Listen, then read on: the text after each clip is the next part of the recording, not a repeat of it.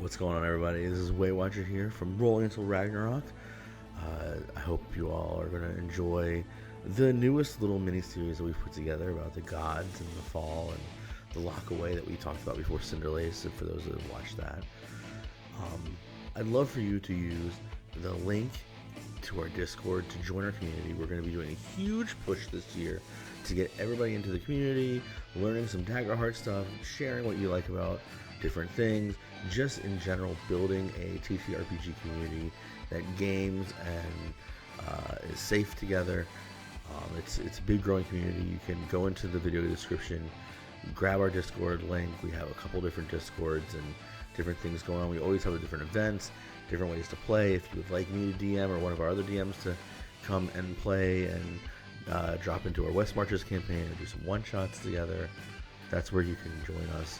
We're always looking for artists and writers and different people to come and be a part of it. It's a big thing. This whole year is going to be a really big push for this. If you are part of the D20 cruise or want to look into the D20 cruise, we are also a huge part of that.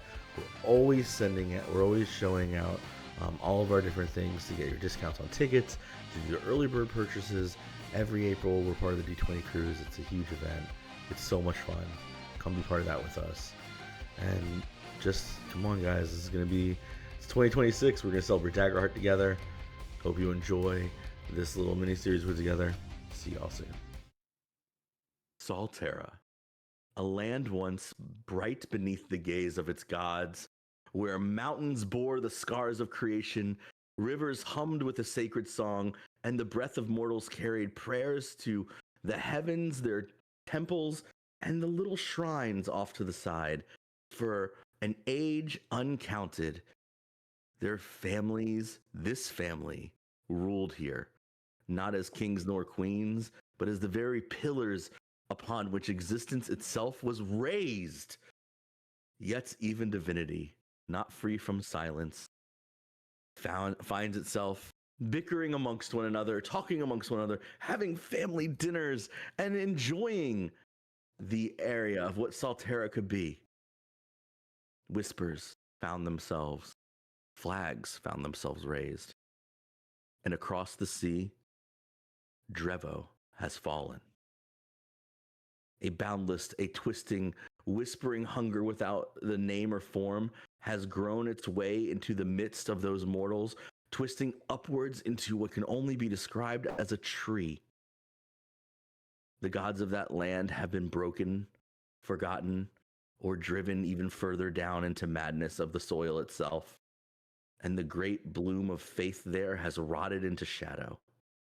The tide of that corruption has swollen, reaching just the edges of what Sal'Terra, this land, is. Already cracks have spread into the bedrock of belief, and already your names are spoken just a little less. And tonight, you've all been calling to meet for family dinner, to discuss these inevitable things that are going to have to be done, as it has also come to your attention that Death himself, one of your brothers from across the ocean, has made his way back with a handful of mortals even, seeking help. And on this, we open behind the scenes from the mortal world, where the gods talk amongst themselves and maybe make their way through here and there. We open with Atmos, the god of the sun and freedom and all that is great in the world, above it at least, lays just kind of in his chair, lounging as he speaks to Baelor, who was promptly on time, mind you, as a hunt always begins right on time. So Baelor can never be late, as it is. And the blooming mother, her self, sits in a room with Zalvarus, the pale scholar, and Miravel, the queen of all that is magic and the stars. And they discuss further just about what's going on in the world while they wait for everybody else to show up. And this is the setting that we will put forward. You can because I mentioned you first, Baelor, please, by all means, describe the chair you sit in and Oh. who you are and your pet as it pads around you, looking for a nice spot to sit while you listen to Atmos discuss the most petty thing he's ever done to a mortal. But you first. Description, please. Cool. So I am the great god Baylor, god of beast, hunt, and instincts. I have like a V, like the widow peak that goes back. I've got really dark hair, right? It's all smooth and slick. Got a few scars across the side from hunts that went exceptionally well. Let's see. I've got like this kind of like the fur, if you will, like the V that comes across through your shoulders, like all of that, and then like kind of like the half beast, half man, right? So like the lower half of his chest and stomach are, just out there exposed. And you know what? I feel like this time we're not gonna do barbarian booty shorts, although it was very tempting, super tempting. I think instead we're gonna go with like the like leather leggings, right, with boots all the way. Let's see. In terms of a chair, obviously it's the great god that I am. I'm thinking it's a chair made out of the finest wood, right? Dark wood in the forest, right? Maybe it's got like a skull or something on like on the side. It's what I'm thinking, right? The top of the chair. I have a question. Yes. And it's gonna just put the pin on what we're talking about. What kind of skull is it? It's a what dragon. Animal is a dragon skull? It's definitely a dragon. Fantastic. Skull. That's, you know what? That's all I really needed. As you lounge in your chair, there are these aren't mortals, but they are familiars that are built to look like mortals in this back behind the scenes place. Think of them as like how when you go to the mortal realm, you become an incarnation of what the mortals believe you would look like. These are incarnations of like what your servants would look like amongst you, just in general, like literal like magical constructs that are formed by just the necessity of need. And anytime Miravel is about or near you, these become more and more plentiful and easier for you. They would bring you food, they would bring you sustenance, they would bring you whatever's pleasurable in that moment to let you feel grandiose. This is what Miravel is about. The essence of like excess in this time, as she is just a constellation of stars made permanent in her seat. It almost looks like a constant creation and deformation of quasars and black holes and new stars being born, except for her face is that of the most like beautiful dark-skinned elven woman that you can imagine, and like the voids in her cheeks even like somehow make the rest of her bloom and look like this like outline of just whatever exquisite is to you. Everybody who looks at her sees something completely different, except for this version of it. And her servants are bringing you all this excess of stuff because she is the birth of magic itself. And she would look over and say, I don't know, Atmos. I don't see why doing petty things to the mortals is even fun. That the last one you described, what, the making the mustard come out wrong. I just feel like if you're going to do something, just go all the way. The pettiest thing I've ever done to them is ignore them. I took all the magic out of their life and let them suffocate. I'm sorry, air. I took all the air out of their life and let them suffocate. And he looks over and goes, my queen, I know, but I'm just saying sometimes making them come back sniveling and going, oh, Atmos, water my crops. I really want things to come back. I need more lightning. I need more of this. It just sounds so much better to me. my name on their tongue at the end of the day is all I really want. Next to them in a tall chair made of books and words and written scrolls is Zalvarus, who remains very quiet and he just looks bored. You would mistake him as the old man asleep in his chair if you didn't know any better and didn't know him, because whenever he is snoring, he's actually still listening somehow, and it's just this whole thing. He doesn't. Nobody really understands how it works. And Mother Nature, please, it's your turn. You're already here, so please go ahead. She's sitting on this very large, very red bloom. It's just a rose bush was there and it grew, and the bloom itself is her seat. As she just kind of lounges on the petal, looking at them just as if this is one of the things that happens every week, and she has a bet of who's going to get angry first. And she looks like her hair is made of vines and a bush, and there are tree sticks sticking out of it in places. But then it looks like it continues down and her hair turns into her dress. And so the vines and the leaves of the ivy cover her body in this woven, very flexible outfit that she is lounged in, and she is not worried about it being in the wrong position at any time because her vines are connected to her and they do what she will.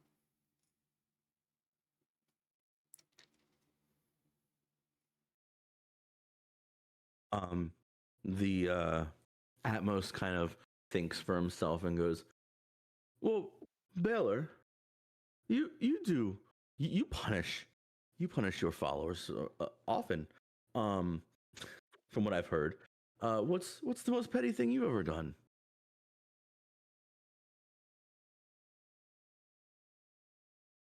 I would have to say there was this, well, maybe it's more than once. Removing their sense of smell. And at first glance, right?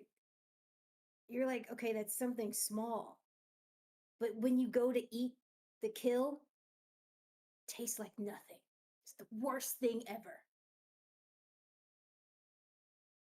Yikes. Atmos kind of like laughs and like messes with his collar and looks around and kind of like looks at Mother Nature, just staring at her for a bit.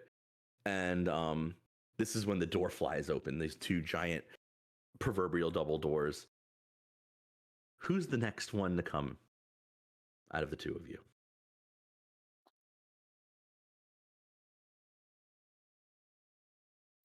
Oh boy, here we go. All right. Yeah, rock, paper, scissors. Paper, scissors, shoot. All right, I lose. Are you going first or am I going first? I'm going first. Drakthar will walk through the doors. And like Atmos goes, oh, yes. What a pleasure, Drakthar. We're talking about petty things. Come, sit with us. Find your chair. Do your Mirabella, get him. What is he like? Metal? I don't know. Drakthar, what do you enjoy playing with nowadays? I'll take water. Cup of water. Here, sit next to Baylor and his giant dragon skull chair. Come. He like claps. Yeah. I think Drakthar goes over to the chair, looks at Baylor, looks at it. Your fangs could never reach me anyways. He reaches down, pulls up a regular wooden chair, no ornateness whatsoever as he sits next to it. I think he looks at Baylor's chair and grabs onto the base of it, and just with raw strength but like a crazy finesse shifts it so that it's actually supporting his weight properly. Built like shit too. So dear, on a scale of Althana to Atmos, what's the most petty thing you've ever done to a follower?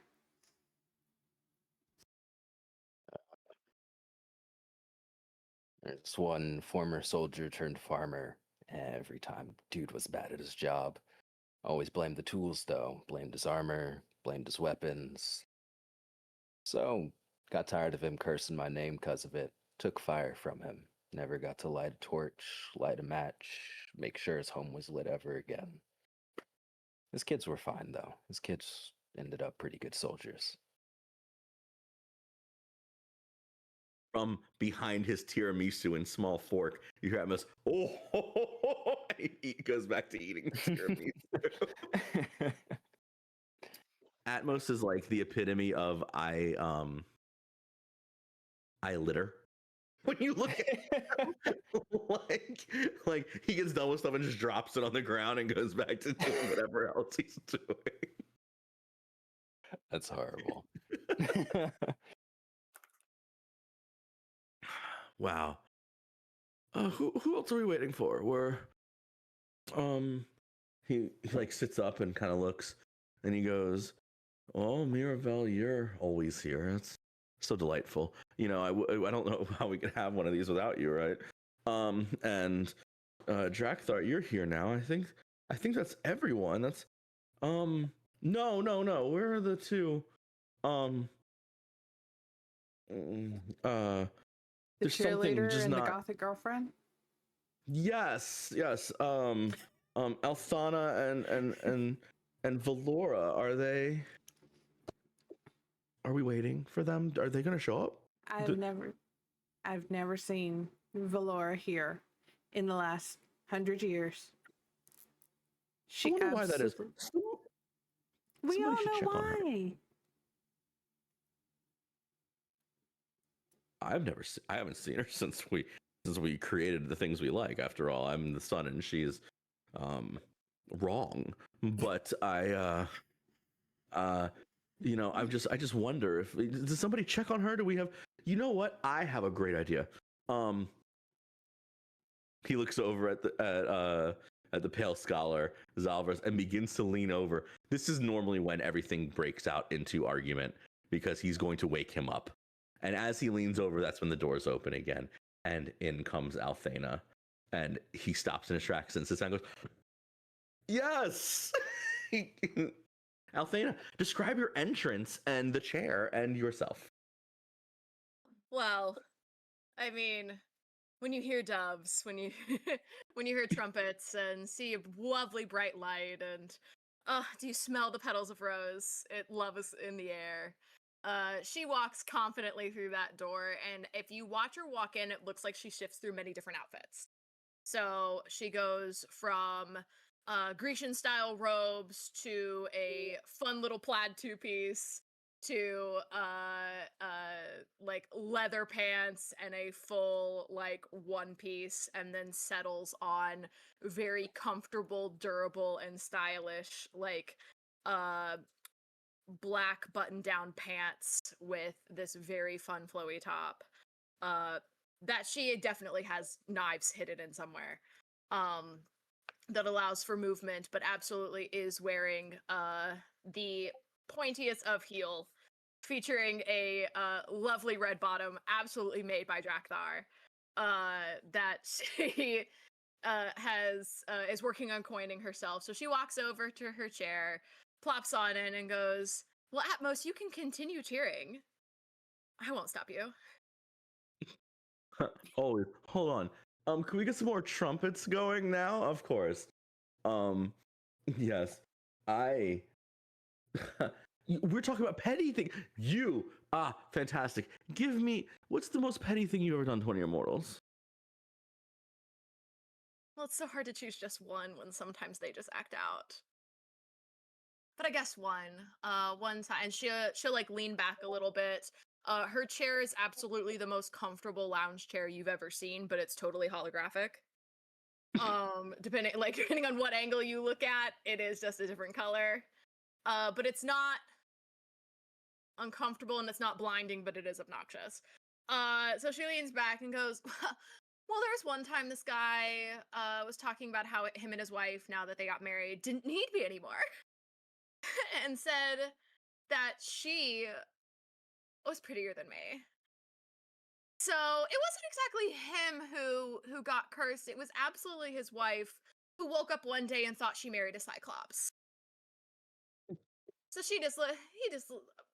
to her, he has one eye for the rest of eternity. If they're still together, that is. I didn't check. What's the issue with the Cyclops? They're great warriors. They are great warriors, dear, but you know the humans. They're just so particular, judgmental. Vain. Oh, things I love. Much fun. Baylor's going to like turn over. He's going to put his like foot up on the side, like facing towards the Force Father, you know, demand another cup of meat and be like, I hadn't heard that story yet. And I thought I had heard most of your stories. Oh, well, I just like pulling that out for fun. But yeah, I mean, Baylor, anytime you want to come listen to my stories, you're more than welcome to stop by. Don't pretend you don't love them. You are entertaining for sure. I think Drakthar Good. kind of looks like very like I think he looks just like a regular orc warrior, but like kind of like retired like vet vibes, like very hunched over. And I think as they start going back and forth, I think he just like grabs his cup of water, just I don't know about mortals. Just As he goes to take a sip, you hear the snoring stop really fast, and Zavos or Zalvarus like sits up, and he, sorry, I was dreaming about cats again. Ooh, kinky. Everyone's not all of them. Since you all are here, we were talking about. Did everybody talk about what they did that was petty? Is it my turn? Mirabella, I need some water. And he drinks some water, and his voice goes from like rough and kind of like crackly to this like almost monotone rough and crackly. And he just says, I don't really do things to mortals often, but there was one that was supposed to be born with a great future ahead of them. But his father was overly ambitious to the point of doing wrong to the rest of his kingdom. So I erased his son's destiny. In fact, I just kind of snipped the next part of his life. So he just couldn't do anything. They still lived, he still breathed, he walked, but everything that he attempted, his dreams, goals, his ambitions, they led to dust. He was just at the end of his page at the beginning of his life. So he tried to plant crops. They never sprouted. He tried to train as a fighter as a child, but his blade would always break, no matter what it was. He couldn't hold anything. He couldn't do anything. He couldn't be anything. He was just a rich mortal twat for the rest of his life. rough.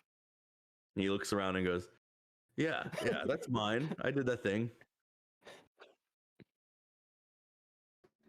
And he like kind of gets up and like as he stretches, it almost looks like he goes into like this endless like if you were looking at somebody through a fisheye lens and it like just stretched out and he came back together. And he sits back down and goes, was I reading a book before this?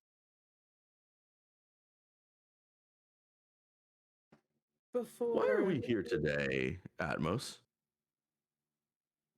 And then Atmos looks around and goes, what? No, it's family dinner. We're supposed to do this every once in a while. What? But somebody said that we had to be here today. Valor is really not going to come, huh? Well, we know she could be here in the corner and none of us would see her. Does anybody feel depressed? Anytime her name is mentioned. No. Wow. Anytime you throw I was things gonna on the say, ground. she might be one of your shadows then.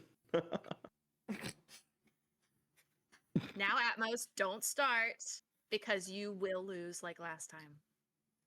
And the time before that. And the time before that. I don't lose ever. Thank you though. Oh, that's cute.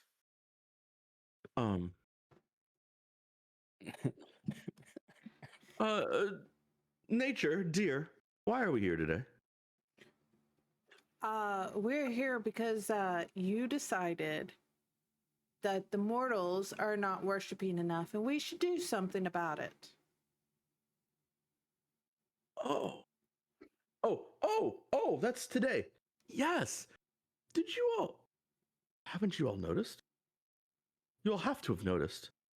The mortals, there's so much less. And he like swipes the air and you would see like the continent of Sal'Terra and there's all these little lights on it. It almost looks like jokingly like Santa Claus's path through the world.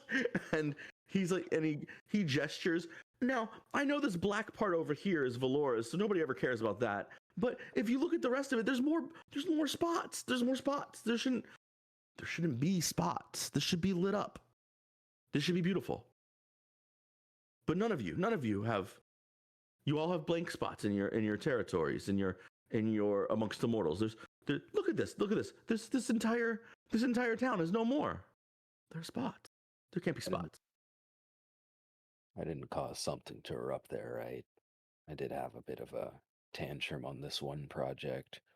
Even when you have tantrums, there's still people that believe. This means that somebody's not believing. That's true. Normally the ones that get away believe more. Oh, there was another thing. Oh. And he looks around and realizes this is like, you don't often see Atmos not look like he is at least in control of his bullshit.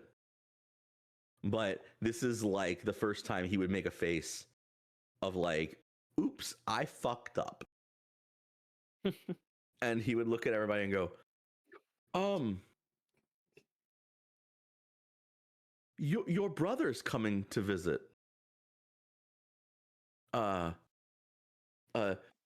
Death, as it were. He is going to be here soon. Thought you meant Ferox. Just gonna excuse myself. Soon. Yes. Soon. He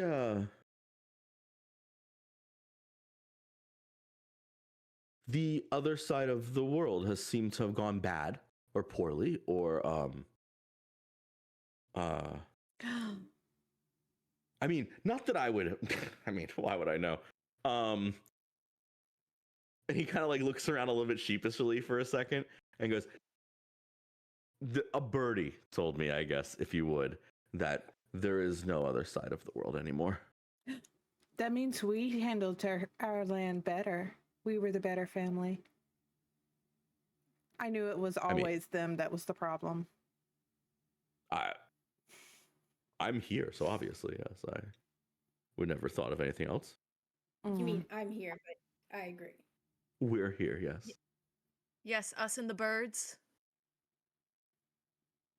Which one of us created the birds? I'd argue they fall under beast, so. Mm-hmm.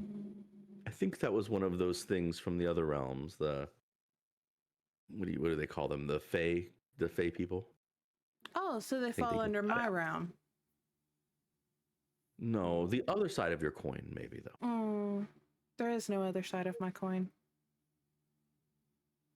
All coins have two sides. That doesn't make sense. You do not see the hawks in the sky, the birds that hunt. It is I who clearly created them. They hunt every day for their food. They're also not called beast. Technicalities. I like penguins. I do like penguins. They have Very little dapper suits respectful. on. You have a good eye for rocks. He turns coffee in one hand and swirls wine in another, and is trying to call out Atmos on his bullshit. And she started one of these again. She's just over it. you know, this is supposed to be my job, Athena. I'm sorry, Blooming Mother. Just, you know me. This is why, as she gestures at opposite ends of the table, this is why it's a scale from Althana to Atmos. The sky kind of scale. the sky kind of twists a little bit, and Mirabella just says, "What do you mean? Death is coming to visit? That wasn't ever allowed or part of any form of rules. If he's coming to visit, is it because, and you said the other half of the world's gone, is he's not coming to visit, he's coming for help? Is that a better version of what you're trying to say? Atmos, maybe clarity to your words and your candor might help here a little bit." And then Zalvarus kind of stands up and says, "We're missing one. Where's the little the girl with the masks and all of the depression?"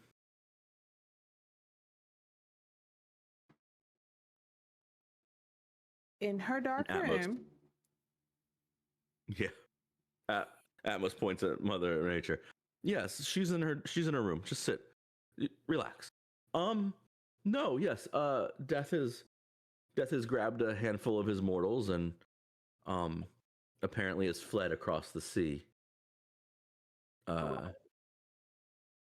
They landed in the north this morning.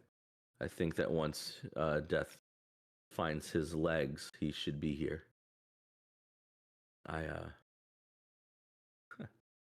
You know, we should be happy that our brother's safe, at least, yes?" Sure. Well, yes, but this is very unusual circumstances. Yeah. You know, I really feel like somebody should go check on Valora in this darkness over here. He points to the swath of nothingness on the thing. Zalvarus, you asked about her. You could definitely go. But I feel like some others should go with you when you go. I really would like to just say there is something happening. You can see this. Look, I'm telling you, one of these lights just went out. There's less light here now. Are we like seeing like the globe or something of it? You're seeing the map, and the map is literally like lit up, and when I say it's bright, I mean it's like looking at like a sun, kind of like you're like, ugh. But there are little tiny black splotches in it, other than the one big sheath of where the shadow passage would be, and that is where Valora's people live. And it's just a black spot that is just gone, and it's just Valora's people are just darkness, and that's why it's dark there. Like Baylor would like get up to go look at it a little bit closer and like sniff it, just and then, like nod, like kind of like look. He's like, and like go walk back to a seat. Amos is like really excited as you get up. He's like, yes, you should see it. I know you can see it. And then Baylor like walks away. He's like, no. Like Atmos is like so serious about this. And it's funny because Atmos is normally not serious about things. So for him to be like this attached to this, it should be a little bit of an alarm to you. But also Atmos definitely acts like the second oldest around. Like he is kind of an old man in the way he acts. So it's like, oh yeah, Well, it's because he never acts serious about anything. I wouldn't even say that's alarming. I would say that it's like, okay, yeah. Like, right. We get this is important to you. How about this? We normally do this. Let's check in on some of our mortals. Yes. Fine. Great. Sure. Who wants to go first? Yeah. Drakthar gets up and quite literally, I think just like almost like opening a door, there's like a small creak and he just kind of steps through space as he just any excuse to Yes. get out the family meeting.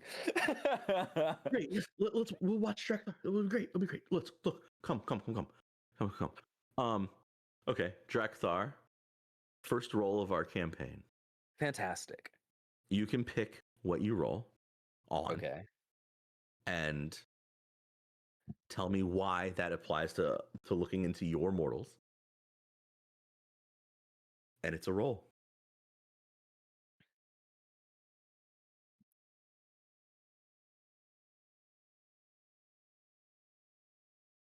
I would say strength. All of Drakthar's followers, whether they are warriors or creators, all of them have some sort of strength of character or technique or vibe. All of them are strong in a way. And I think Drakthar, as a creator himself, sees the flexibility of strength as a word and definition. Fantastic. I'm going to let you all know for this campaign, I will be starting with 3 fear. Gotcha. Please make your roll. Gotcha. That's a crit. Beautiful. Nice. Way to Of- start off. All of your followers, tell me, which one are you looking? Which group? Which one? Which place? Like, you decide here. Who are you looking in on as you peel away and show everybody your followers? Of the many followers that Drakthar has, there's one that is reflected in his form that I believe he visits more often than not. And though he tries to remain as impartial in his heart of hearts, the orcs are his favorite. So I believe he checks in on the orcish tribes in Sal'Terra. Great. So you peel away this thing. Currently, the orc tribes are at war. This is the early days. This is what they love. Might is right. The constant battle. It's what forges them later into being the like almost charismatic through strength people that they are. They because of constant war, they have made some of the most ingenious weapons, some of the greatest siege weaponry that could have been. The entire western coast of Sal'Terra is just orc tribe fighting orc tribe. Sometimes one rises above the rest and kind of controls a bigger vastness of it all. And they're trying to build this one large city off of this little edge of Sal'Terra, but generally nothing ever gets built because as it gets built, another tribe has come through and a fist punches through that, and it's just this constant array of beautiful dedication of the Forge Father in general. They wear the things the trophies they have are all dedicated to various gods and goddesses alike, and it's hard to not love the orcs as a deity because when they worship, man, do they worship. And you peel back and you can see just the sheer goal of warring nations, warring tribes, nomad tribes, people that are finding their destiny right then and now, different orcs that are forging new and complicated and beautiful blades and things to bludgeon others with, new ways to create a wheel even just to get to the battle faster, or new armor to put on top of large creatures for them to ride in on. And everything looks great to you. What could possibly be stopping this? Well, there's worship for everybody here. even Atmos is worshipped at this point by these people, because when the sun's out, fun's out, they can go fighting. Like this is everything that you've ever wanted in looking at worshippers. You're watching, and something flickers as you are scanning. And at first you don't realize it, but on the second time back, as you are moving back across this large field of vision, there's a again. And it's almost like on a crit, you stop because you notice it. And you kind of like dive in. It's almost like somebody looking at a picture and going, enhance. You know what I mean? Like, Yeah. and Atmos snaps and like kind of starts to point, and it's like grandpa being proven that he's right somehow, you know what I mean? As you move in, and there's a tribe that you might not frequent, but you know them because this was originally the tribe that looked at a cleaver for cutting bone when cooking and said, I could make this really big and it could be a great weapon. And they're the ones who invented this giant cleaver of an axe. Love and then realized I could put two sides on this, and they're the ones who invented the great axe. You know them for this. Hell yeah. And you look into their world, and you're late. As you get there, there's nothing. There are orcs looking up with this twisted, almost horrible smile on their face. Some of their ears are missing. Some of their pieces are missing. They look like they've almost rotted away on where they're sitting. Some of them are sitting at a table with just smiling down as children are running around, like scavenging pieces of what's left of the food. But there are just blanknesses in all of them.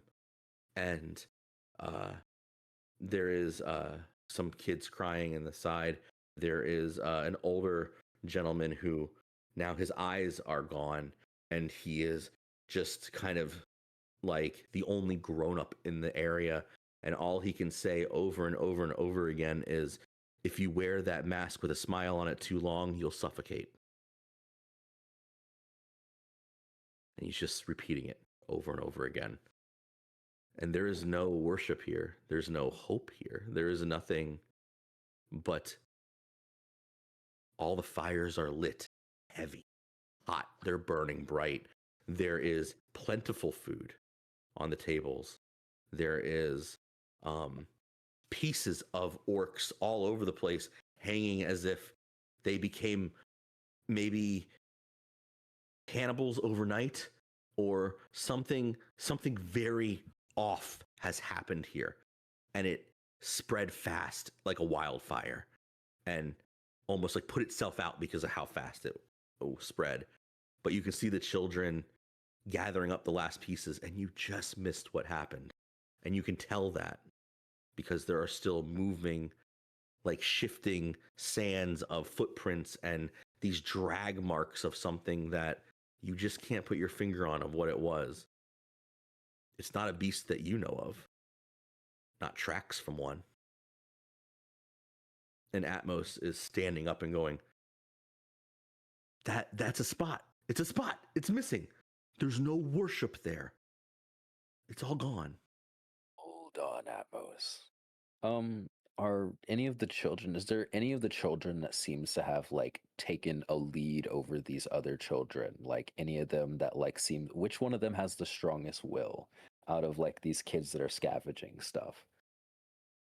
The strongest willed one is all the kids are stealing stuff and bringing it back to her. And she is held up on a tree trunk. She has her eyes are bandaged and heavily done, and she is a dragonborn female. I think because he is a seraph, I'm gonna flavor this as Drekthar spending one of his prayer dice. Mhm. And I think he looks over to Baelor with a questioning gaze.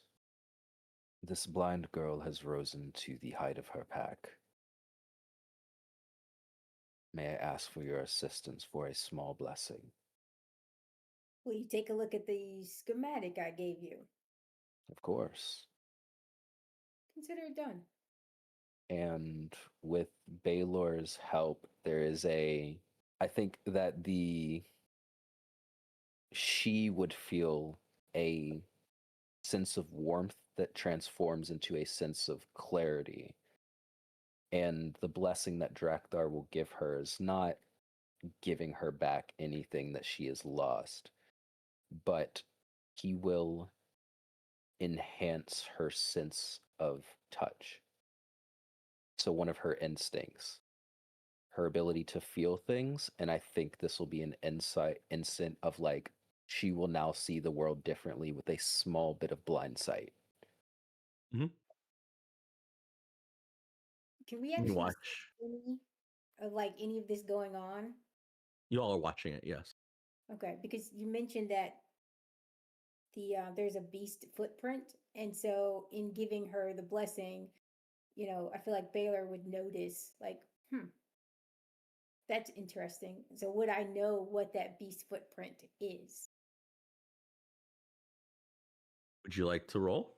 I would. Good. You could either roll perception, which I believe is instinct, or you could roll to analyze it, which is knowledge. We'll definitely go off instinct here. And that is a 23 on fear.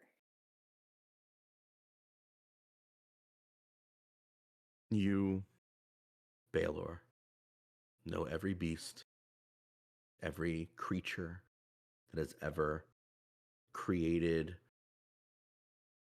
any track to ever be hunted. You've seen them all. You have an encyclopedic knowledge of what they've turned into, what they could be, even the smallest, most minute track. You are the hunter. You are the thing that knows what it is like to be predator, prey, and all of in between. This track is nothing you've ever seen before. And whether that terrifies you or makes you excited or makes you question who is screwing with creation, that's up to you. But this is new. And you haven't gotten to say this is a new track since creation.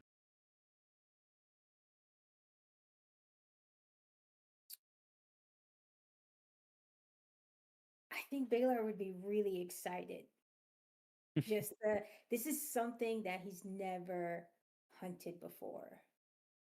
And so I feel like he would look at it and he would just like, he would smirk and he'd be like, this is new. But like not really say anything else. That look in your eye, and what did you find? You're given that stare when you find something you like, or well, that you don't want to live anymore. You just stick to your whatever you do. The machines or metal. Yeah. Anything like Baylor, this is beyond all of us at this point.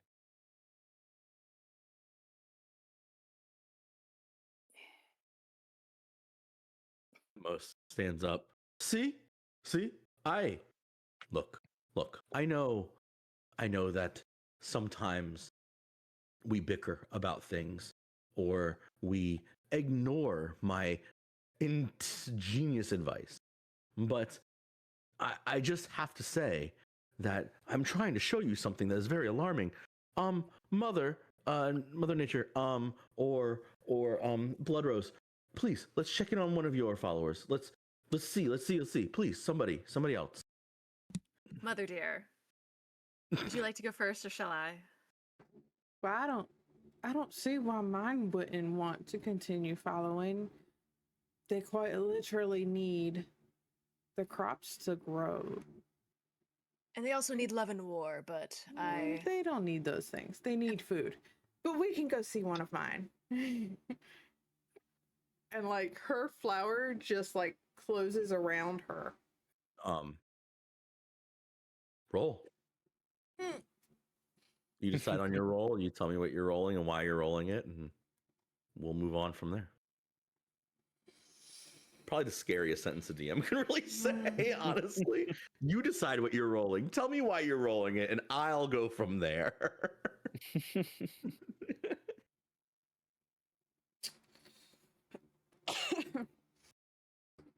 I think I'm going to use presence. Even though as a druid, her spellcasting trait is instinct, we're going to use presence. Because she is the blooming mother. She's Mother Nature. She is the spring, summer, autumn, and winter. She is the presence, much like Atmos, that never goes away. Well, Atmos goes away at night. I still exist.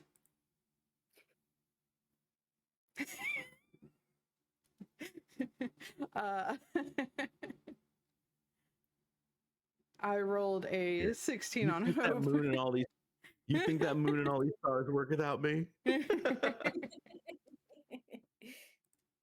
rolled a 16 on hope? Yeah. Very clearly, Valora doesn't need you. Because it's on hope, you mentioned crop. And those people needing food. Is that who we're checking in on? Yeah. We're going to check in on a farming village. That is their primary source of food, not hunting, because they kind of live in an area that hunting does not benefit them. Hunting benefits all. You start. This is the most family-esque thing imaginable. You all sitting around this table.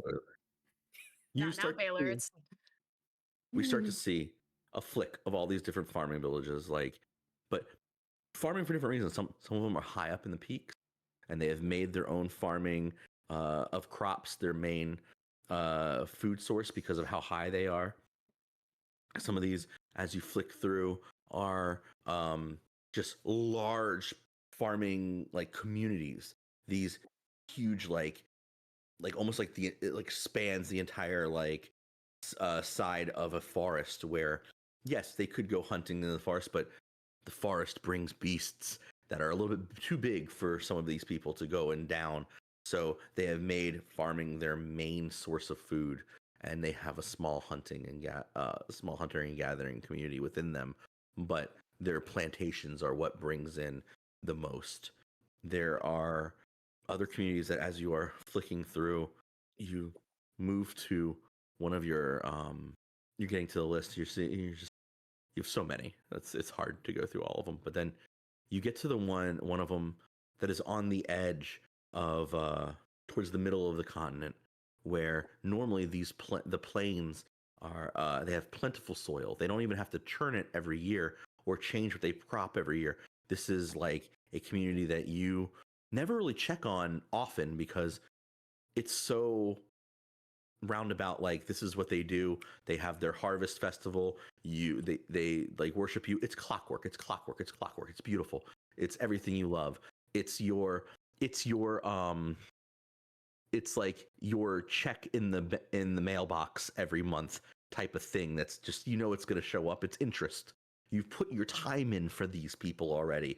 You made sure they had the best of everything they could have for what is the earthly boons that they could give, the Sal'Terran boons that they could get from Terra itself. They are known for being just on the edge of Valora's little shadow place And sometimes when you meet with her, this is where you do it. There's shrines here for both of you. And as you go past it, you have to go back. And the village is rotted. There is shrines that have crumbled, and there are candles that have burnt all the way down the stalk. There is crops that were plentiful and beautiful that have now burdened themselves so much that they've fallen apart and died on the stalk themselves, or dropped to the ground and mulched. This is something you would punish people for, to allow your world to grow such burden and not do anything with it, to waste this much. And for a moment you would feel anger, because you don't fuck with Mother Nature. Let's just say that. And this is a horrible disarray. This is horrible. But then you look for the people, because you don't see any. You push inwards. Unlike the orc, you don't see children. You don't see anything. The smell of blood begins to wash over you, but it comes with decay and time. And Mother Nature, if there's one thing that you dislike more than anything, it's the smell of time, because that decay is something that means that somebody wasted your gifts. And you follow it into a large, almost this makeshift, what looks like it might have been put together for a carnival or some kind of wonderful festival, not one that you know of though. And as you push through these doors of this makeshift giant shed of a festival building, it is a wasted, disgusting bloodbath, where it looks like everybody has slowly chopped themselves up and put them in a vat and allowed one person to cook them all down. And they're all smiling, laying strewn and pulled apart amongst each other in this area. Organs and different things that have now festered and given away and decayed are hanging from different pieces. Things are falling out of this giant cauldron, as this one person would have presided over it, and he died just churning it, but smiling happily as he did. And on the walls are just written, "Thank you, thank you, thank you, thank you, thank you, thank you." And then you realize that they're all slowly forming into the other word, Ikaru. Ikaru, Ikaru, Ikaru, Ikaru, all over the sides. But smiles are there. Everybody died happy. What in tarnation is an Ikaru?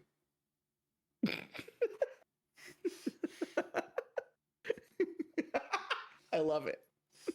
And like, she doesn't look like the vines now. Her hair has actively melted into lava. And it's like pouring down to the ground, and she's standing there, and this is the first time she would be seen with legs.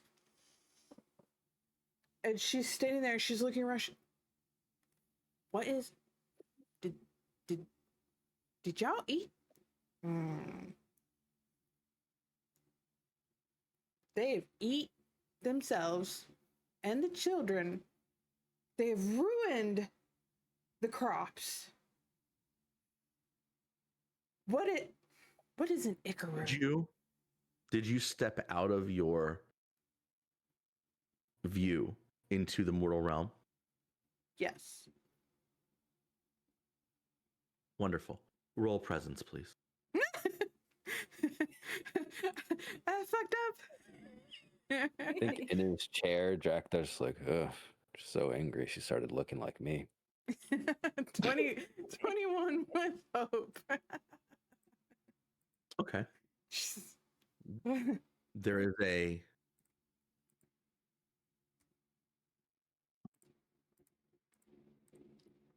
there's a movement, but not in the world, but you can feel it. It's like that feeling of a predator watching its prey and you being the prey. It's the feeling of knowing that you're being watched. It's that feeling of if your heart skipped the beat right before because something came too close to you. Train, car, the wind pushed you almost off of. It's the first time you've ever looked down 30 stories of a building. It's the first time you've ever been on a roller coaster and felt that drop right there. This is the very first time you are riding a bike and realize that you're going to fall. It's that feeling mixed with a drum beat that feels like it is moving closer to you, like music is calling out to you. And there is this moment that you have to make your decision, because it's not fight or flight in this moment. It is, are you going to step back away, or are you going to stand firm and see what it is that the drum beat is bringing to you closer? And because you roll on hope, I'm gonna let you make your decision. I think she would very much hold on to the fury of what has happened to her people, her worshippers. And if anyone is going to punish them, it is going to be her. Okay. This large, they're in Sal'Terra, they're called shell vines. They are like these large bovines that have a shell on their back. They have little tusks that come out the front of them. They look adorable when they are left up to their own devices to live. This one, however, is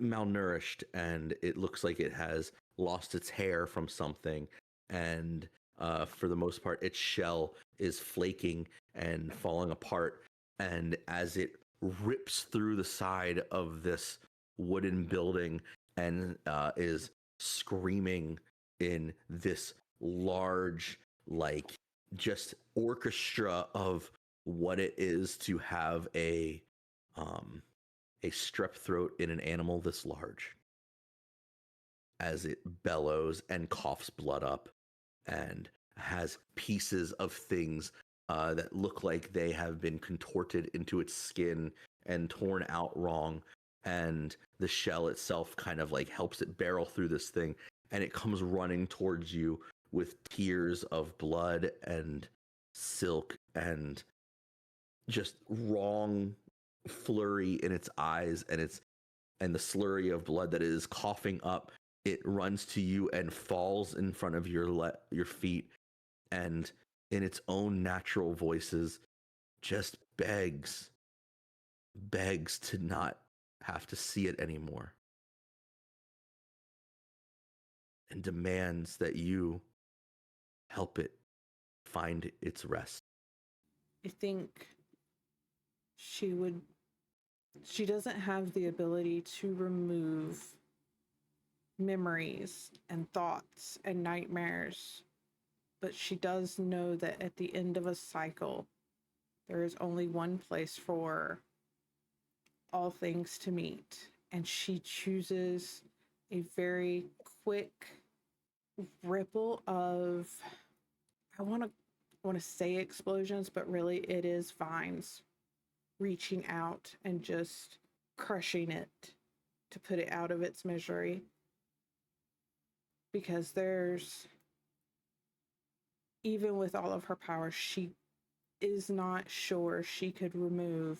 She can heal it, she can feed it, but whatever it is afraid of, she can't take that away. Roll spellcasting.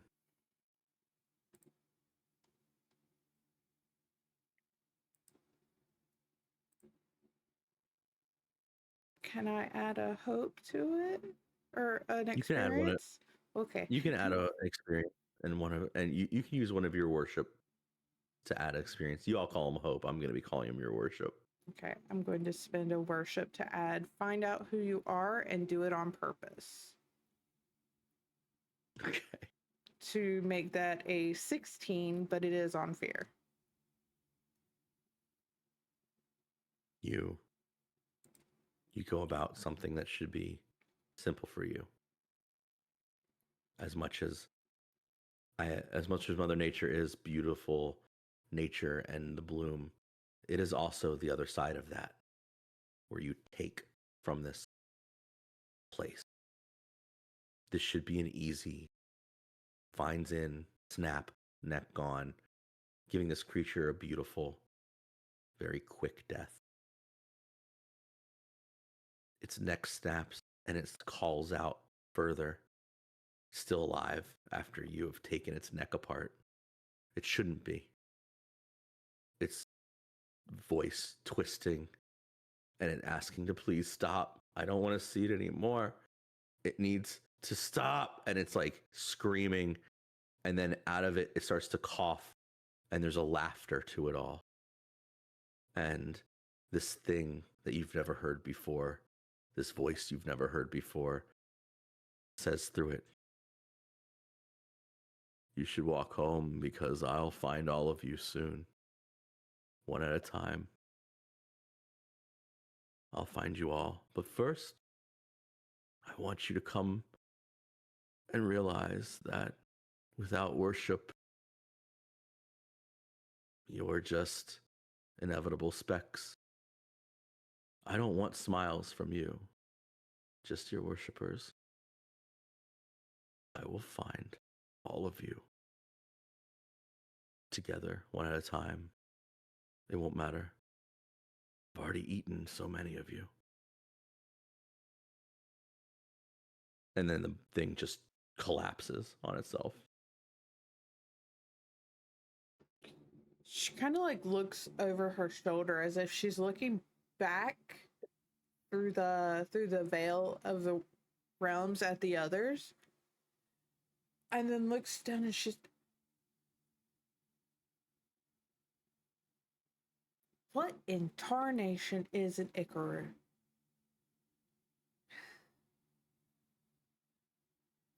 So she just stares dumbly at this, what should have been a party, a festival, a hoedown, if you would.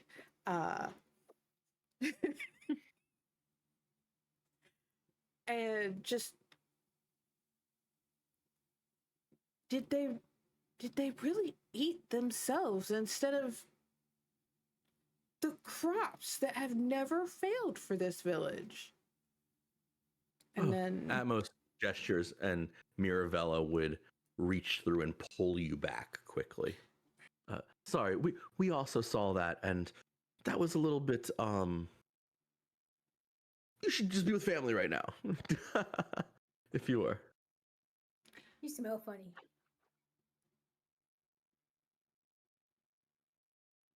you know, Brother Nature, Just saying. I think that's what happened when you hang out with dead animals.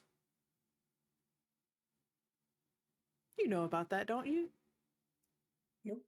Because none of them are dead. None of the ones I hang out with, but Just think about it. Okay. bones don't smell. What? Yes, they do. They definitely do. Not the ones in my temple. They do not. So what I'm Sorry. hearing is Baylor makes sure all of his bones are cleaned very prettily. I've seen the Anyways. Febreze plug in his temple before. Did you see the thing without a head talking? Yeah, It can't talks. fix that. Yeah, shit's weird. There's a large knock on the proverbial. This is the background, and it sounds like if a cat was to like smack the bottom of the door a bunch. Living with cats, we know what and- that sound is. Baylor, it's for you. Atmos would stand up and go, "No, I believe that's our brother." Huh? And we can take our break here.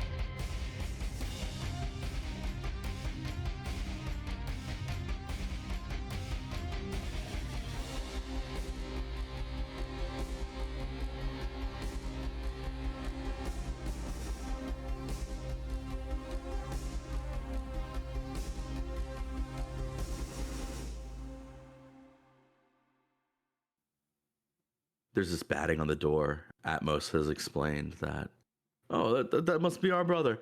And as he goes to snap, he gets through it, and Mirabella warps the doors open, and you see a small outline of what looks like a house cat with white feet and a little bit of white fluff under his chest. He's got long ears. Like the best way to describe that is like he's got Will Smith ears as a cat. Like it's just the very large, too big for his head ears. I'm taking a shot. And kind of pads in, and behind him there are two others. There is a human with brown kind of hair. He's a younger person. They both look to be about maybe 21ish, maybe 22, early 20s nonetheless. The other one is a light-skinned elf that has oddly big ears too, as far as elves go. And they're both in what looks like rags and a little bit tattered clothes. There is a big symbol of worship around one's neck. It is to the Mountain Mother, and the other is to the Pale Scholar. And this thing walks in, and he goes, I'm glad you were to have me to hear my cry out. I have come very far away to explain that the rest of your siblings are dead. There are no more gods in Drevo. There are no more living beings in Drevo. Just a tree that I have been calling the Boundless that ate everything and mulched the rest. We barely made it off. I had to help these mortals across. There were more, but not everybody wanted to come see you. These two have an idea that they've explained to me. And I know that this is a sudden and abrupt, but I would believe that your mortals are also infected. Or maybe you are infected, I don't know. I don't know what we would call it. But there's less of them and less worship here than before, if I'm not wrong. And he jumps up on the table in front of you all and kind of like pads around it like a house would. I am currently Death. You can call me Mr. Socks. That one is to Blue, and the other one's name is Ramses. The fuck you are, Death? Why are there mortals here? You are not our brother. Not by blood, but by status. But you are a beast. And he's gonna like reach out his hand. You see like his eyes glow.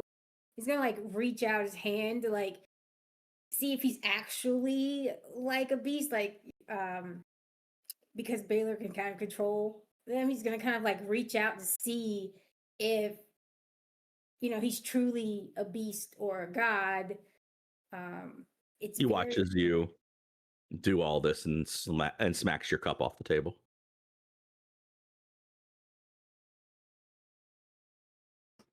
Well, that's a cat. Well, yes, but I am so far removed from such things now. I have taken my status amongst you, and frankly, I did it as one of the higher powered versions of you. As far as I know, death is one of the more important things here. Am I right? I don't really know who all of you are. Likewise. Pretty thing, and I'm guessing you think you're the god of animals, and he looks at Mother Nature and goes, yep, and then just looks around, and then he stops at Atmos and goes,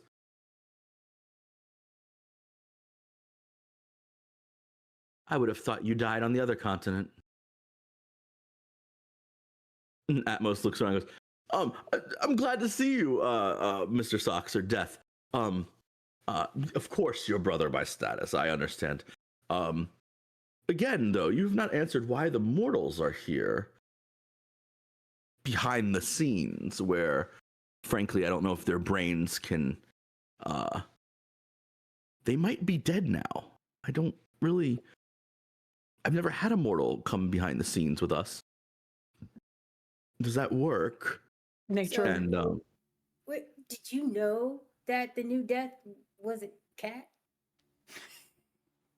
At most. You know, things that I know are just nature. Nature kind of gets up and like her vines tumble over themselves to carry her to the mortals. She's looking at them. Well, the brains ain't melting out their ears, so they're still alive. The younger of the two, the human, gestures and goes. Just because other mortals haven't traveled, as you said, behind the scenes before, doesn't mean that we are not incapable of such. It is just something that we have to learn.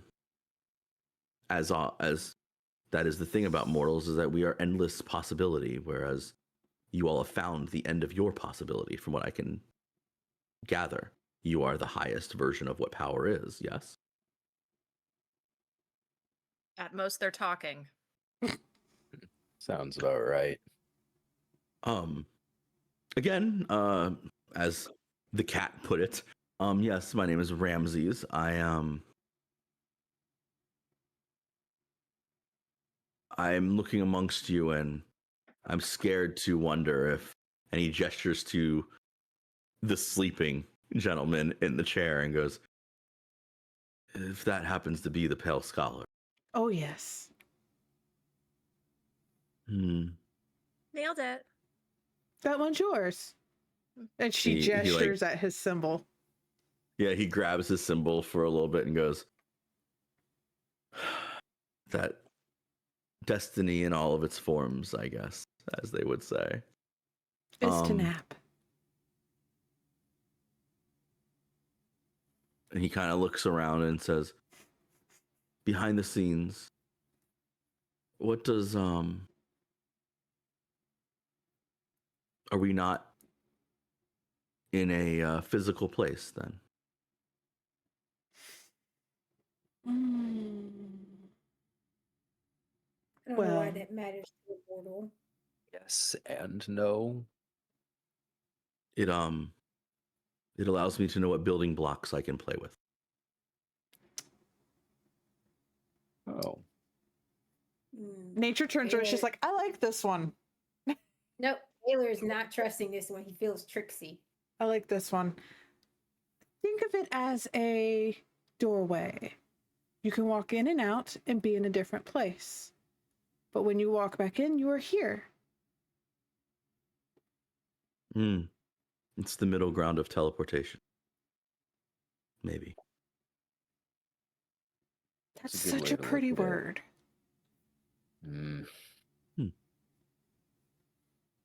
He looks around and he would smile and look towards Althena for a second and say, you smell delightful.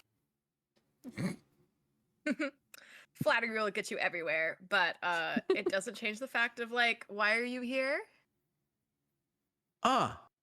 Yes. I have a plan. I would like to kill the Boundless. The thing that destroyed my home.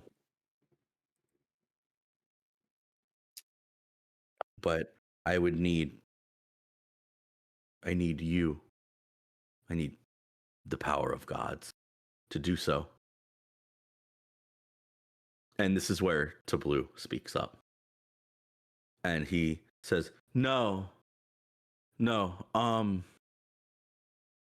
he is a much better speaker than me.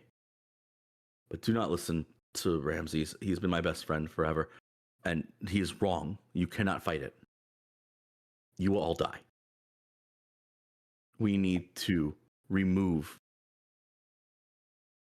magic and push it away from this place. and that would be with you too.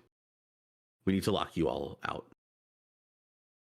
I know and he holds up this vase that is the Mountain Mother's final, like, words, and it is the final thing. He says, the Mountain Mother being one of your sisters. This is a ritual that we worked on. Well, everybody died. Everything became mulch. Became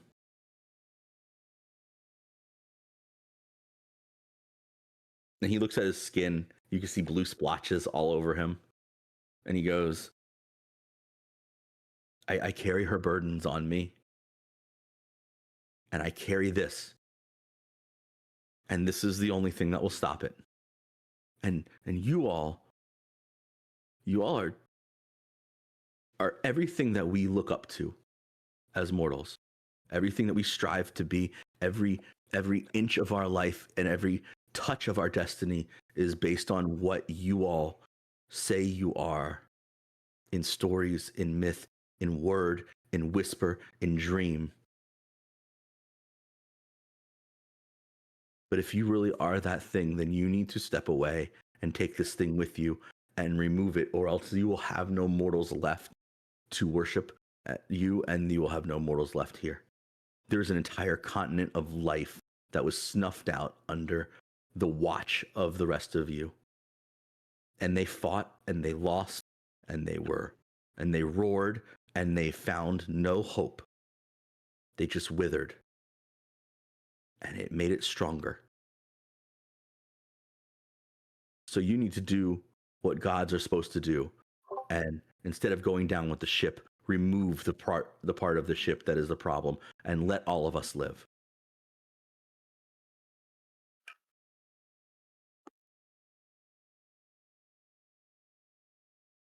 All right.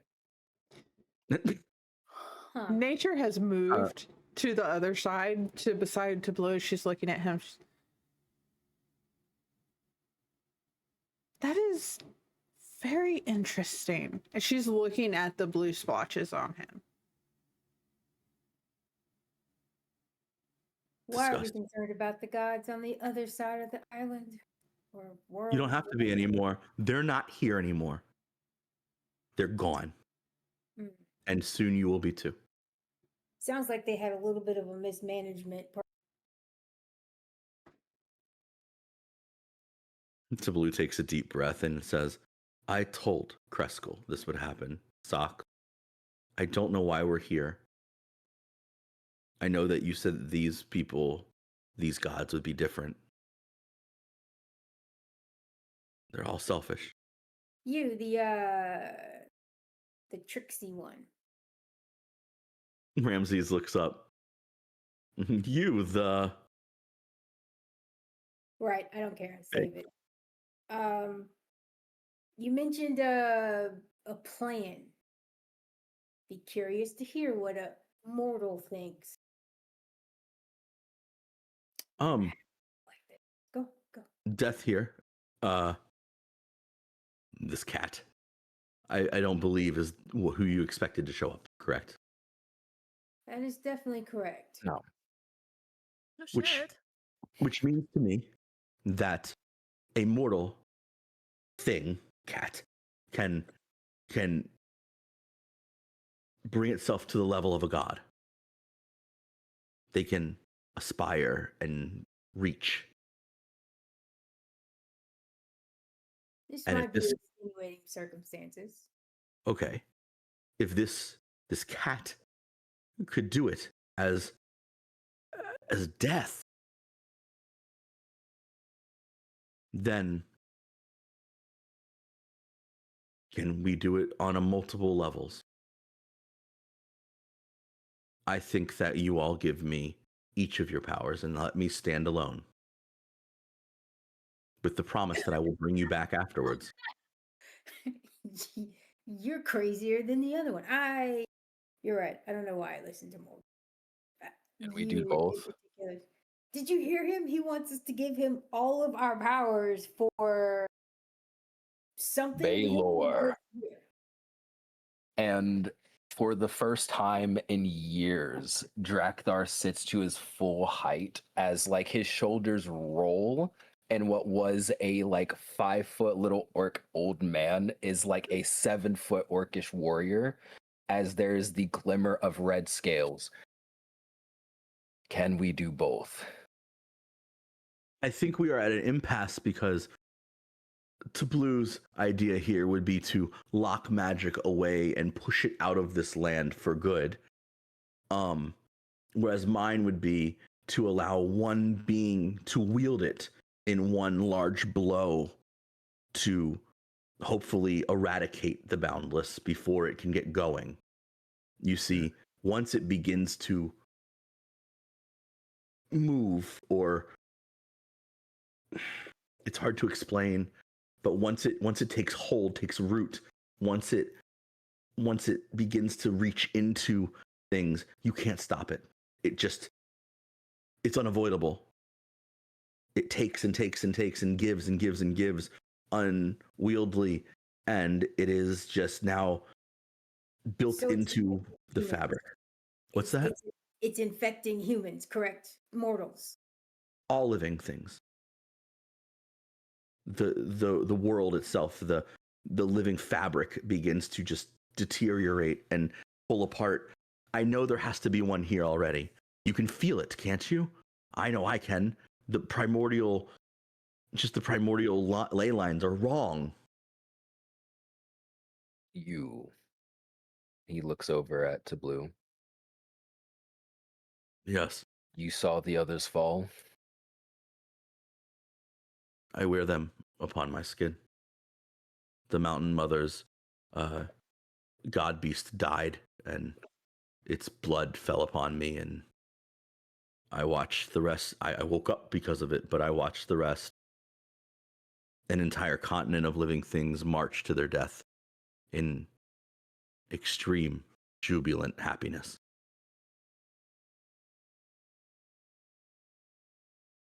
Though my siblings had hubris, they were not weak. I am not my siblings. What can I do to help you?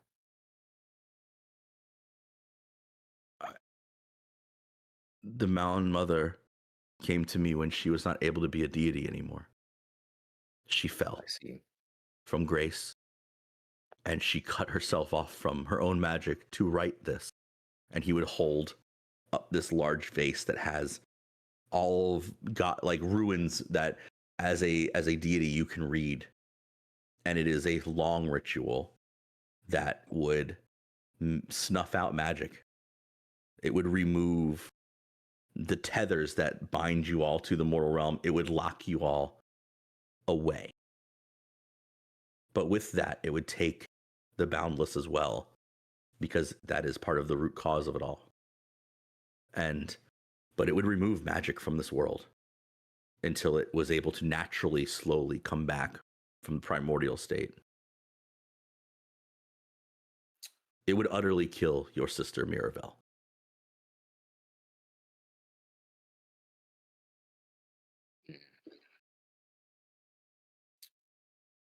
So those are your options. And they Yeah. both suck. How about you say that the Boundless are already here? They haven't yet taken roots. You've come here to warn us, and you lay out such atrocious plans. How about a third option? We do what nature does best. We call anyone who is infected. You are a fool, Baelor. You are a fool. Nature has always called those who are sick, those who are weak, those who are injured beyond. How is this any different? We are being called as we speak. For one who claims to be the Lord of Fangs and Kings of Hunts, your hubris prevents you from seeing that we are the ones being hunted. The Mountain Mother was not weak. Ferox was not weak. I didn't We say look at a this replacement specifically. for our siblings. The old man wakes up and his hand reaches out and grabs the shoulder of Althana. I don't know if it jump scares you or not, but it's just like really quick. This like old skeleton-y fingers. No, not scares, but like she'll turn. And he holds out the book that you all have seen him hold forever. It's the Book of Destiny. And it's weird because as you look into it, it's like looking at like string theory come to life. Like there's no words in this book. You just see how everything is connected in some way. And he shows you and says, I can't find the connections for Valora anymore. And there are just strings that are missing. What? I can't find your sister's strings anymore. They're gone from this world. I think we should check on her. That's not possible. She's annoying and a brat, and we don't get along, but she's so powerful. Doesn't make any sense. I will go. Would somebody like to come with me? And he stands up, and as he stands up, he looks over and sees Ramses holding like his stuff, and he looks and smiles, and he says, "Oh, is it that time?" And Ramses looks up and says, I never thought I'd behold. I've spoken to you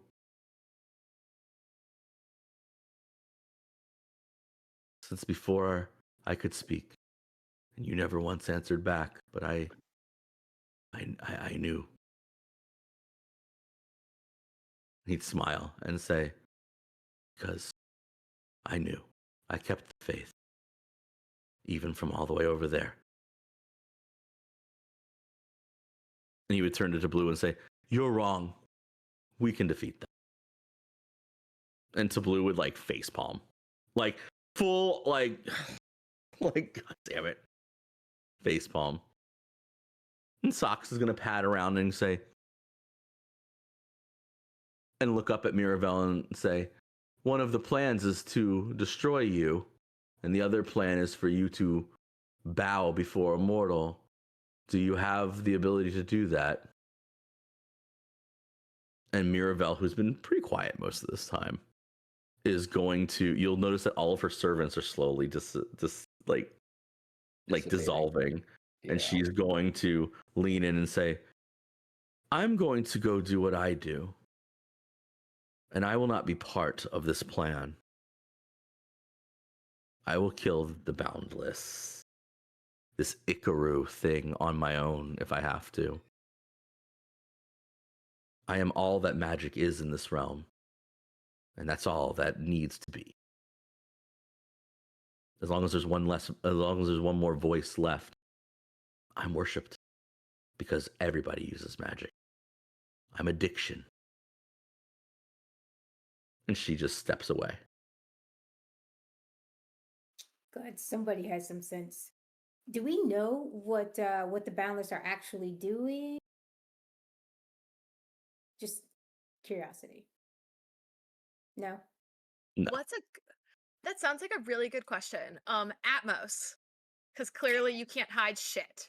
You knew that this was going on in the other world, clearly, as you knew that our brother has become a cat. Did you know this? You knew that this other world was decaying. Where was our heads up?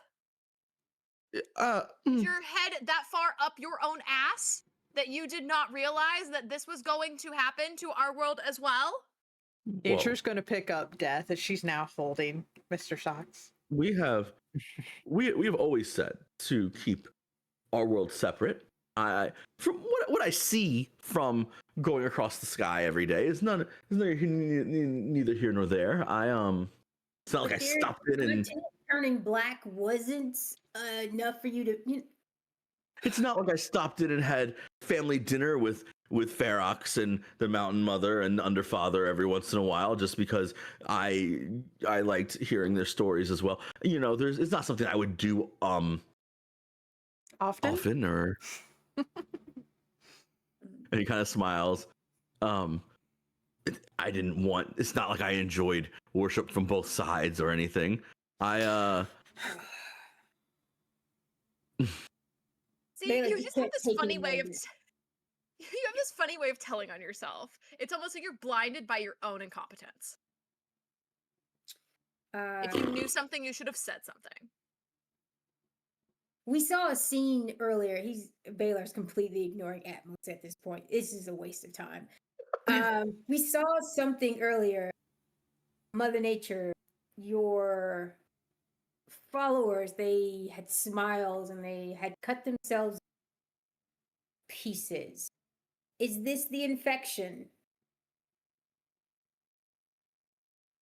He's asking Socks or Mr. Socks would get done purring and like rolling around in vines and like playing with stuff and sorry stand up and kind of get like formative again. Oh, catnip. Yes, on the other continent they would have festivals and kill themselves. The Smiles is new. They were all very happy. There was a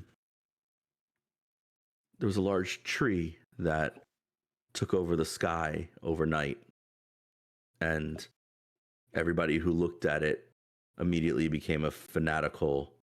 They worshipped it. They wanted to show it how much they loved it. do they have footprints? The people? The Boundless. The Boundless was the tree. So this is Famous another. for footprints. Famous I don't for know what the dinner Boundless parties. would be.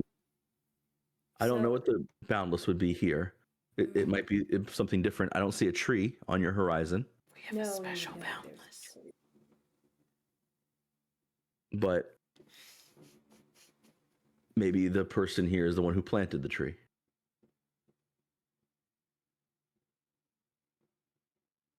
Or maybe we're just here right on time, early. But if you're talking of atrocities, Atmos always talked of blank spots of worship. It seems like we are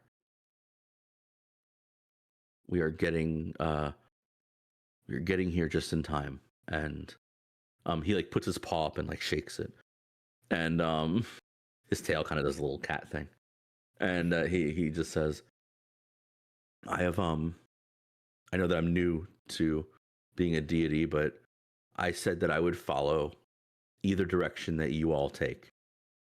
As the newest one here, I will not weigh in on what to do, but I do intend to help one of these mortals. Baylor will extend a hand out to Mother Nature. Sorry, to the Blooming Mother, and be like, "This was your scene, right? Allow me. How was I going to phrase it? Like, transfer what you felt, what it smelled like, what it felt, the senses."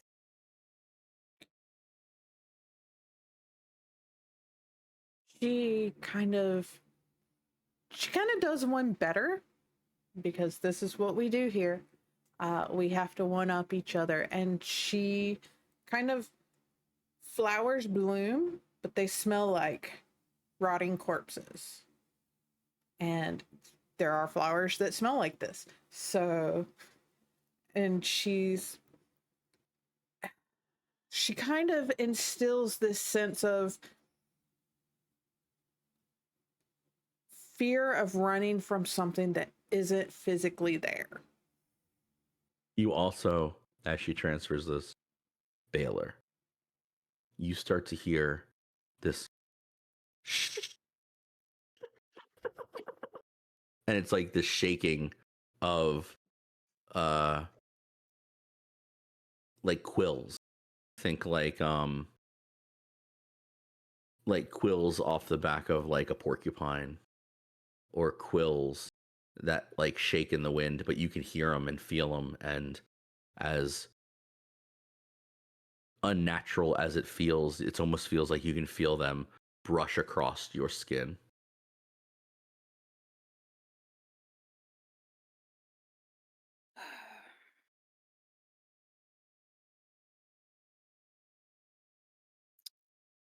So they smell of dead, but alive.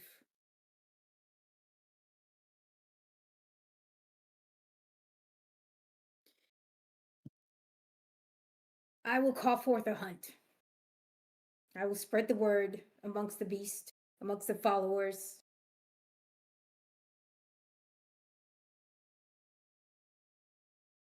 I will not surrender power to mortals.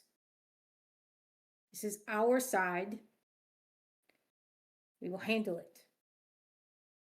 And Ramses is gonna speak up.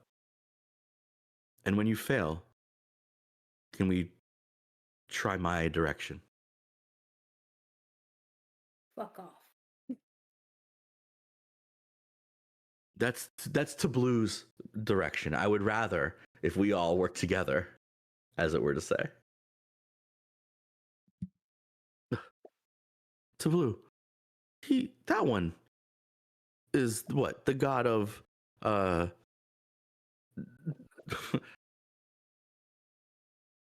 what, stepping backwards or something. What is happening here? You all have to be understanding that you have to at least understand that your worship is dwindling. You just talked of a scene. This one watched an entire continent go out. He gestures to Atmos, who is slowly kind of just like eating another tiramisu thing. The only one that wants to help is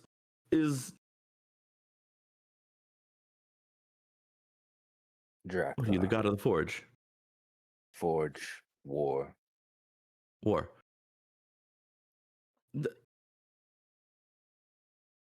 Well, they're all kind of the same fighting gods, as she gestures to the three of them, which is kind of on par for all of them to want to So we have sort of fight.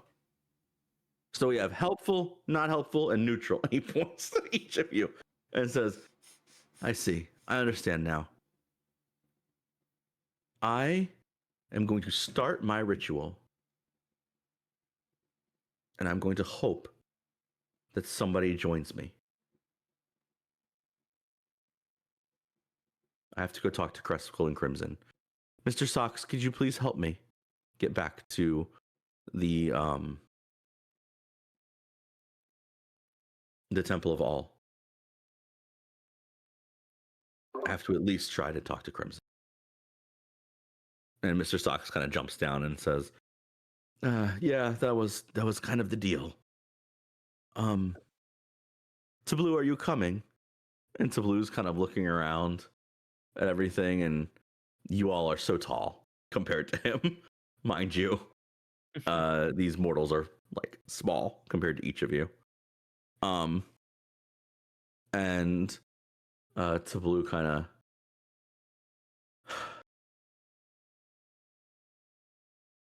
you're not going to have very long. Our continent, you blame him for not telling you about it. Our continent, my people, didn't last a month. It was an entire world just dissolved overnight almost. Surely you can see this from our perspective. You walk in here, a different death, two mortals in tow, and you tell us to sacrifice our power things that we don't actually even know if this is going to work. You're Why right. does your plan to send us all away, block us up, block all of our magic, and then the other guy's plan to wield all of our power until freaking Mega Punch? I don't care We about don't him. know All I care either about one. is your sister's plan.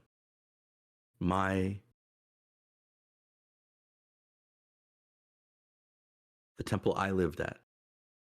She came to us. I was the last mortal the mountain mother spoke to. This is her plan. I brought it across the ocean to you all, who she told me would never listen. But I have no other choice but to watch another continent of people die. Or to try this. So no, I don't expect you to do anything about it. But I'm leaving this here. This is the plan. This is the ritual. And I am going to go and try my best to help Kreskel. Your drive and passion is intriguing, especially with the words of our sister.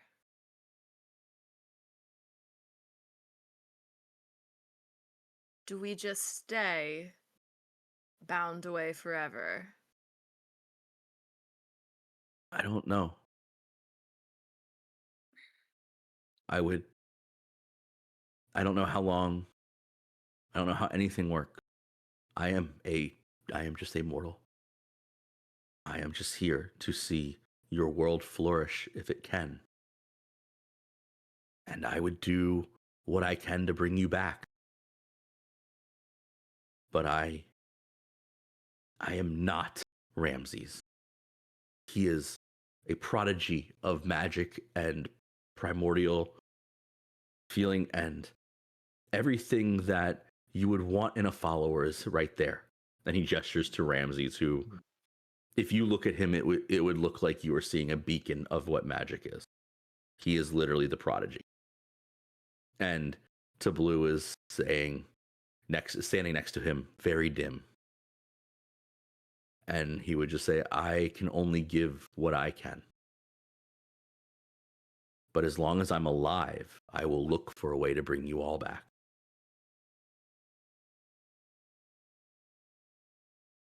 But I will never be this man next to me. In this silence, Drakthar stands and will begin to walk towards him. And though his presence does not change, his size slowly starts to shrink down to them. You see that he kind of reaches into a liminal space, and with the clang of an anvil, a shield slaps onto his arm as he reaches into liminal space and pulls a hammer out and slides it onto his back and stands in front of Tablu. You work with another, this Kreskel. Yes, Kreskel is one of the leaders of your all's Temple of All. He has kept up all of your shrines. He is the one who told Mr. Socks how to get to this place. Being a new god, he couldn't find you all himself. And he kind of smirks. And Mr. Socks like hisses at him a little bit, like, shut up. and he says he is also somebody I've come to be very fond of. And I believe that he is probably one of the most devoted people. And he gestures to Mother Nature, to nature that I've ever felt. Then we will go meet him. I do not speak for them, but you and I in this one. Zalvarus speaks up again and kind of coughs and says, would anybody like to come with me to check on Valora? I can't find her her strings anymore. I'm a little bit worried. I should. I'll go.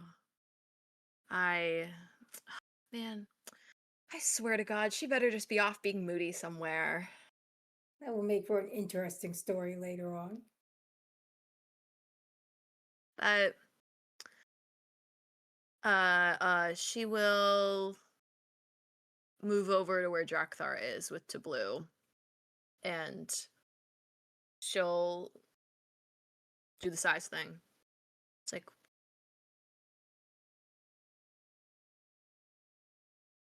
I can't say I like it, obviously,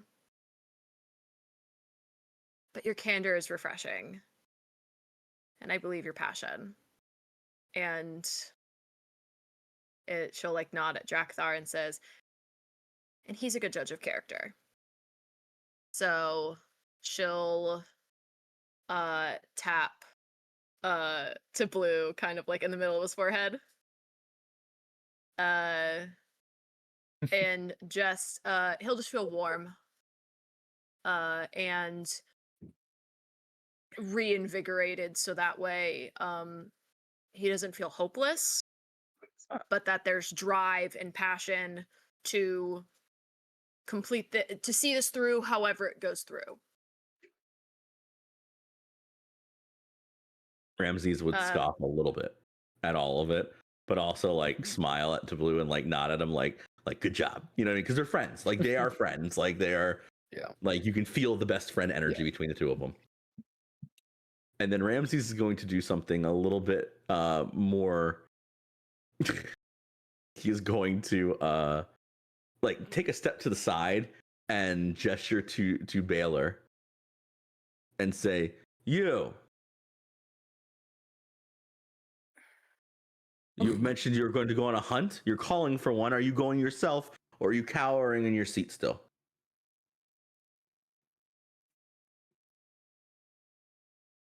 I don't have the answer to mortals. Remember that. You're right, you don't, but I don't see you moving. Let me speak for him.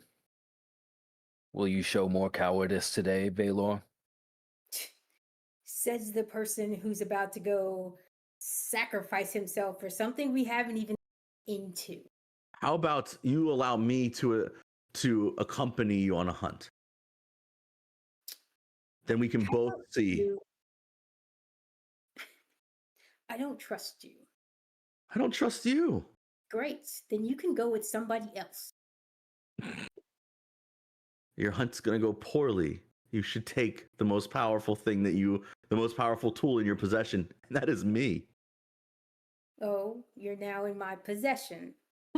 I am here, a mortal amongst gods. I am not, what? What else could I be? I'm a tool, and I know for a fact that when you look upon me, I am the most powerful one you've ever seen.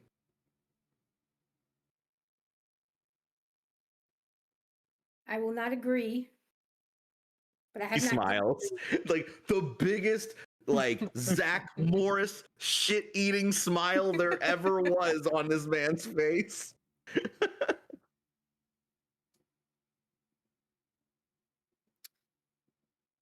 Actually, I was hoping after this, whatever this is, meeting, family dinner, the end of the world, that Mother Nature and I would be able to find out more to decide upon the hunt. Because right now, there's still time, I believe, to cull the humans who are infected. I don't know if your plans will work, but I'd rather try than sacrifice my power so willingly. You didn't even try. Who is the coward? Don't you ever speak of cowardice to me.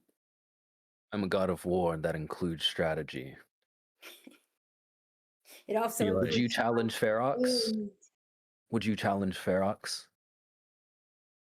You should also not give up so easily I God, haven't given up. As the clearly, god of creation, I have seen the things mortals are capable of more than any of you. I have seen the spawn of their ilk, the will of their fire more than any of you. I have seen the things they are capable of. If they were so meaningless, then they would not be necessary for our worship and creation in general. still all instinct. The will to live, instinct. The will to survive, instinct. Do not tell me of mortals that you've seen grown from nothing, that you created them. Do not forget who gave them that spark, And yet we need them to remain where we are. which is why we have to find out what is happening. We've seen the blooming mother. We've seen what is starting to happen. Our siblings are dead. That is Atmos. Our siblings are dead. You do not understand. You foolish whelp. You insolent pup who speaks up for no reason other than to shove your snout at the first thing that barks. You insolent, brainless twat.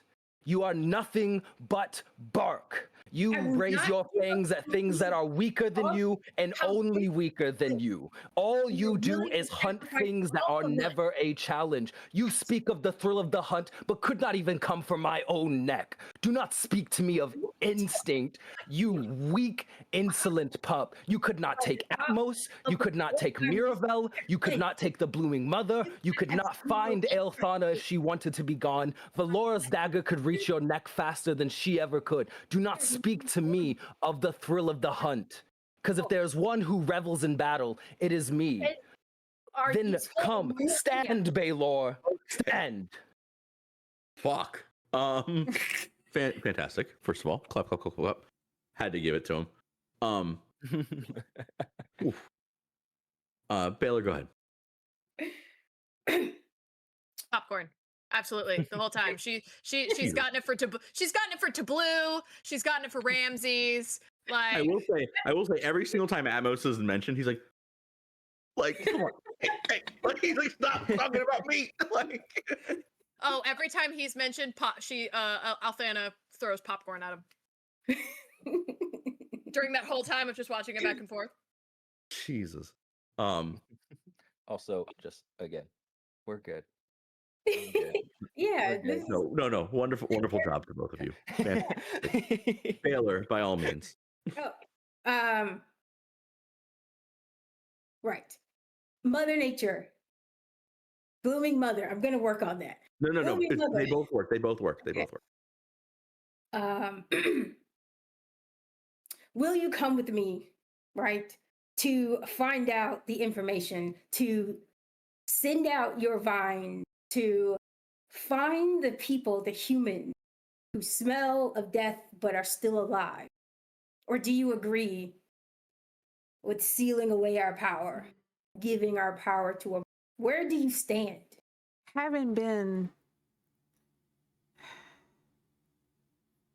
knee deep in the shit, to say, I do think the mortals are culling themselves out, which may be the problem, because if they're culling themselves out and dying, we can't even fix them.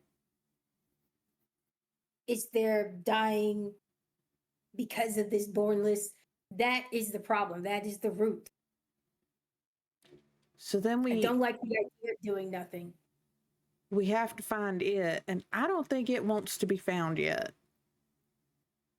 Surely between the two of us, we cover this planet, this island. Is there a place that nature does not exist on this island? Well, nature even grows in Valora's place.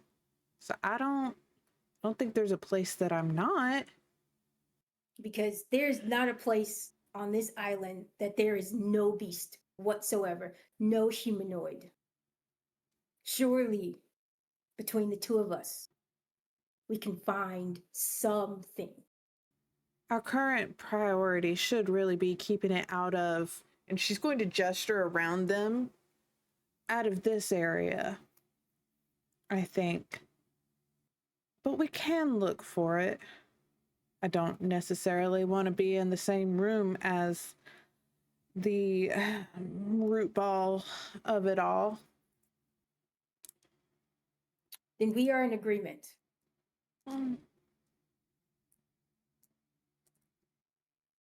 I think all she would say, I would like to find out if we could find it. And she's going to look at Ramses and Tableau and say, because you might possibly need a location for either plan. They both shake their head. So all 3 options need to know the location. And then we can decide when we have all of the information at hand. Ramses climbed up onto the table at this point and is walking toward Atmos. I imagine he's like this big on our table. No, yeah, it's like Indian in the cupboard. Percy Jackson. Sorry. Yeah. Yes, that's what I've been He thinking is this whole the mini. time. Yeah. And like Ramses like walking over and he goes, yo, sun guy, hit me with a bowl or something so I could lay down while everybody goes and does their thing. And Atmos kind of like leans in and goes, did you just call me sun guy? And he looks over, he smiles and goes, it looks like it's just gonna be me and you chilling here while they go do the thing. Unless you've decided you're gonna go skip across the sky to see the rest of the stuff you've ignored. Neglected. And Atmos kind of looks on and goes, you know, do you like mustard? I have a story that I'd like to tell you about.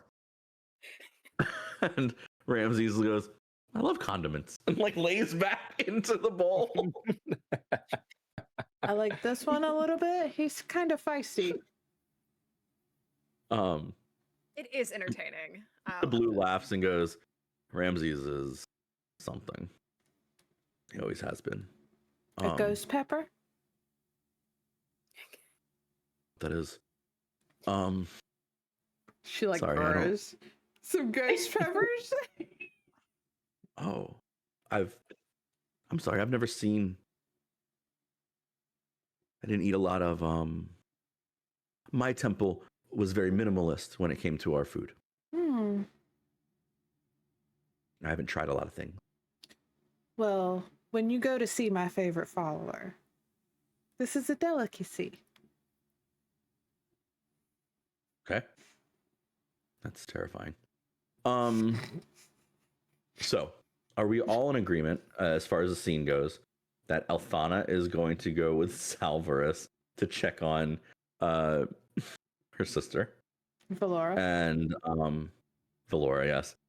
And our duo of Mother Nature and the god of the hunt are going to go Brother hunt Nature. down Brother Nature and Mother Nature are going to go hunt down the Boundless. Yeah. And Baelor is going to go to talk to Kreskel. Mhm. And Crimson with Tableau. Great. Drakthar. Drakthar. That's what I meant. I meant Yes, Drakthar. I'm so sorry.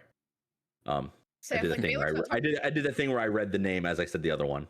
Baylor's not talking to anyone. Let's be No, yeah, let's be real. So, as you all are about to leave, you can hear gnashing and gnawing, and your world shifts a little bit.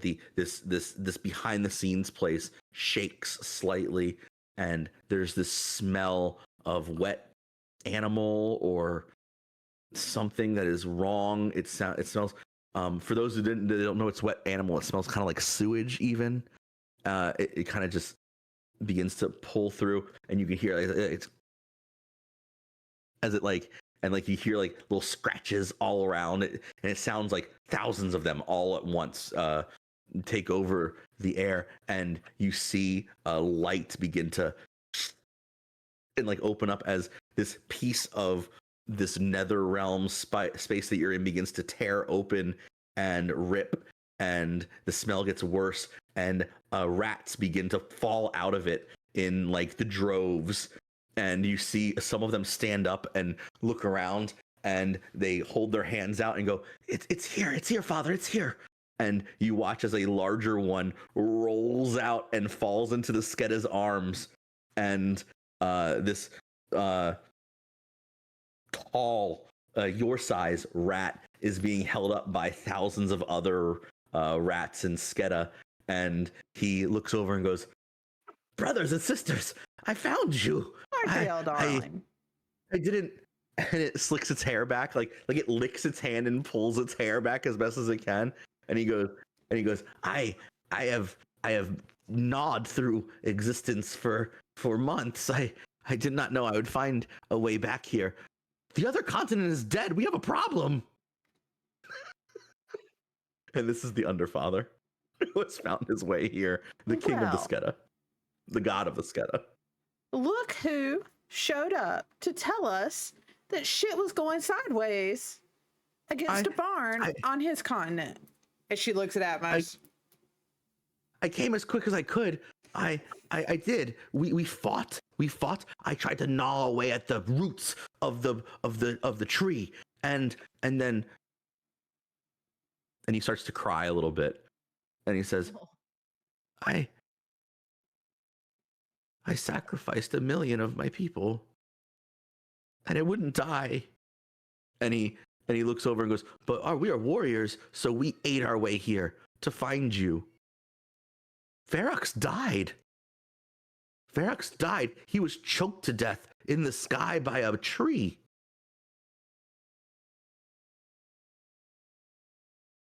The Mountain Mother, she cut her umbilical cord of life and magic and became a human to talk to them.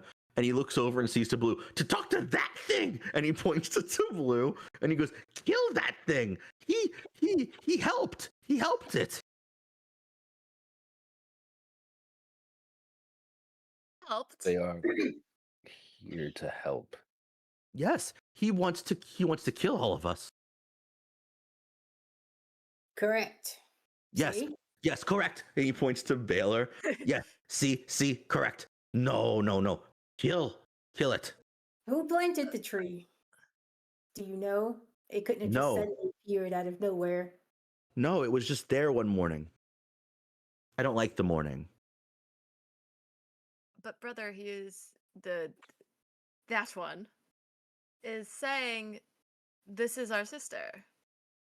This was her design. She wants. She became immortal, and then she left us. She left us in the middle of a fight. She's a coward.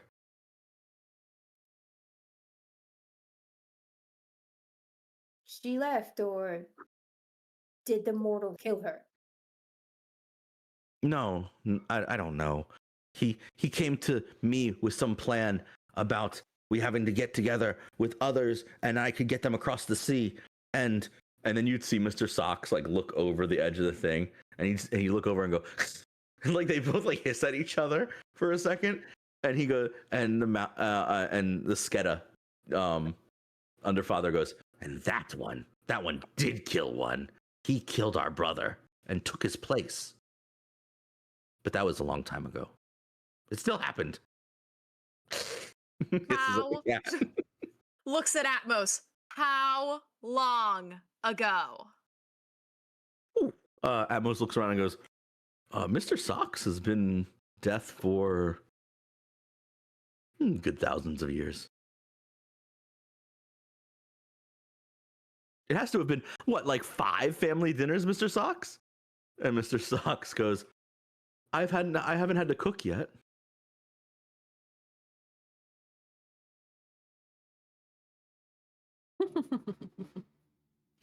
Nature just starts laughing. You would start to see like the manic come out of her. Like the blades pop out in the sense of Atmos, I'm getting Ooh. tired of your shit. Well, good thing we're all going our separate ways then for the afternoon, huh? Oh, you think an afternoon will soothe this? Over thousands of years? He Do looks you? around and goes, we could always talk about it over dinner later.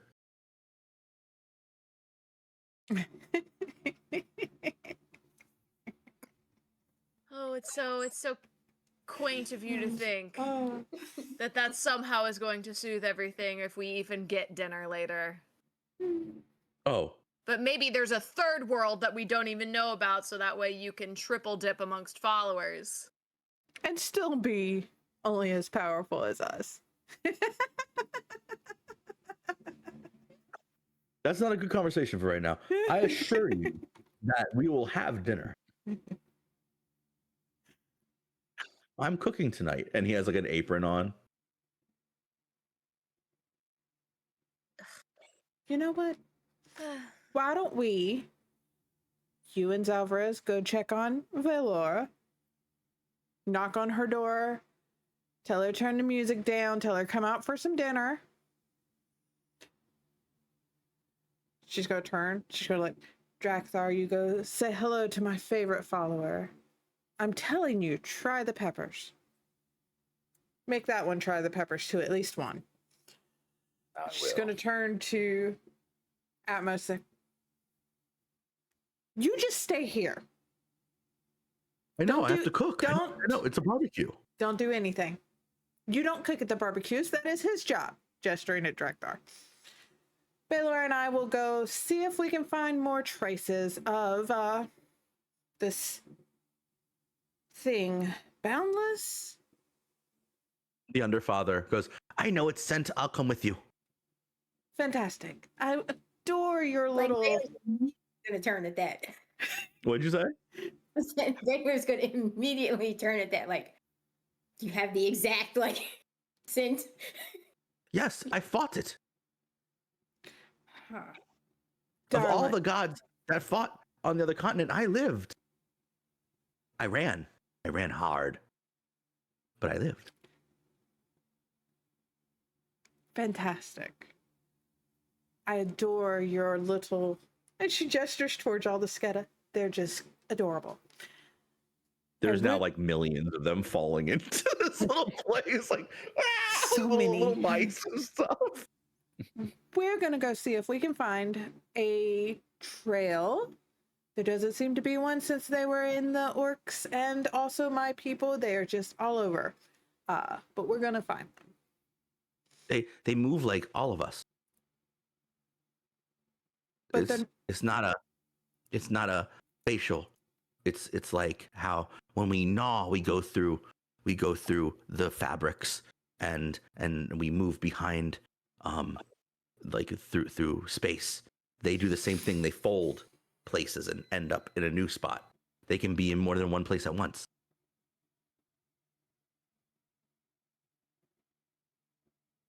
Recommend that- something. They are they are gods that don't need worship. They're not that's like us. troubling. But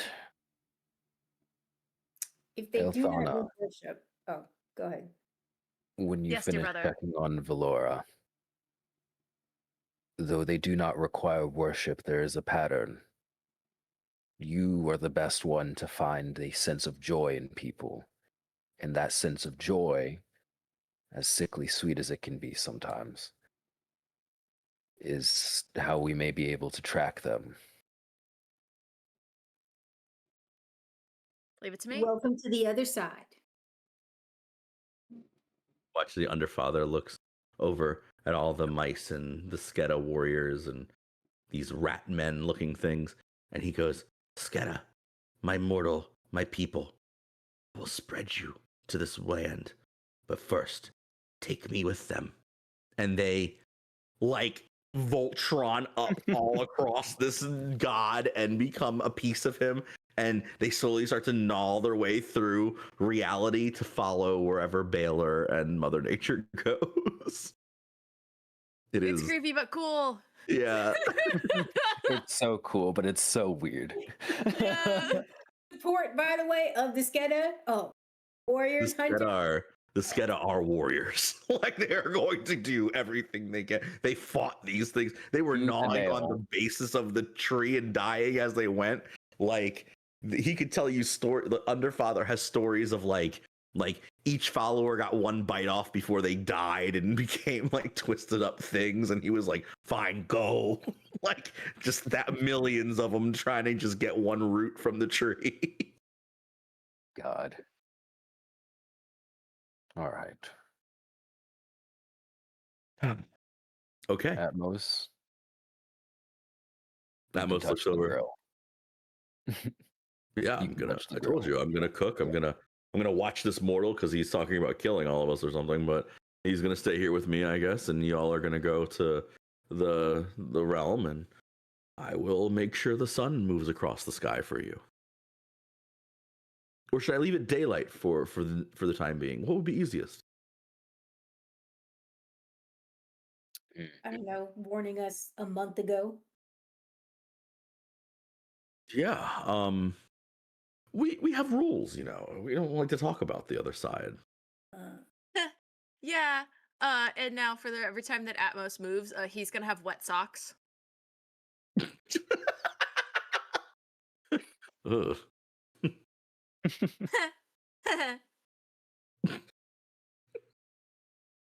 There are bees around him all the time now. Ugh. As each of you begin to leave, as the slivers of moving out of this place looks, the one thing that Baylor you can't seem to shake is that you can now always hear that shh, shh, shh, shh, shh, the quills moving. Can't get it out of your head for some reason. It's just there echoing somewhere in the distance. Well, each of us are going to go to our spot. Althena, you and Zalvarez walk out of this portal, and the Pale Scholar looks at you, and he takes your hand for a second, and he says, "You know, I understand that all of us are the same age in the retrospect of what time is. After all, we are all timeless beings. So I understand that when I say that you are the youngest, I don't mean that. And I think you know that too, as I have, I take the form of the oldest one, limping and doing my thing. I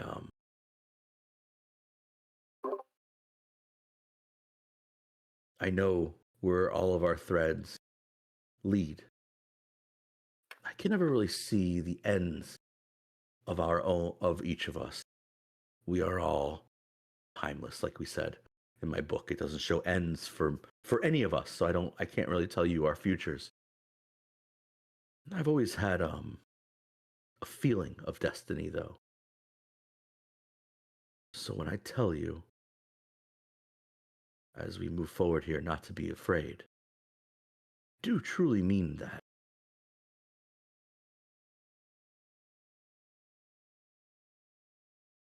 But could you open the door to Valora's realm? Ugh. I do know how to get there. Because sometimes, one must check in to confirm that clearly I'm doing better. But still to confirm, check in, see the sights. But yes, I will. And she'll, with ease, open Valora's realm as she has done many a time that she does with an air of disdain, but an air of concern.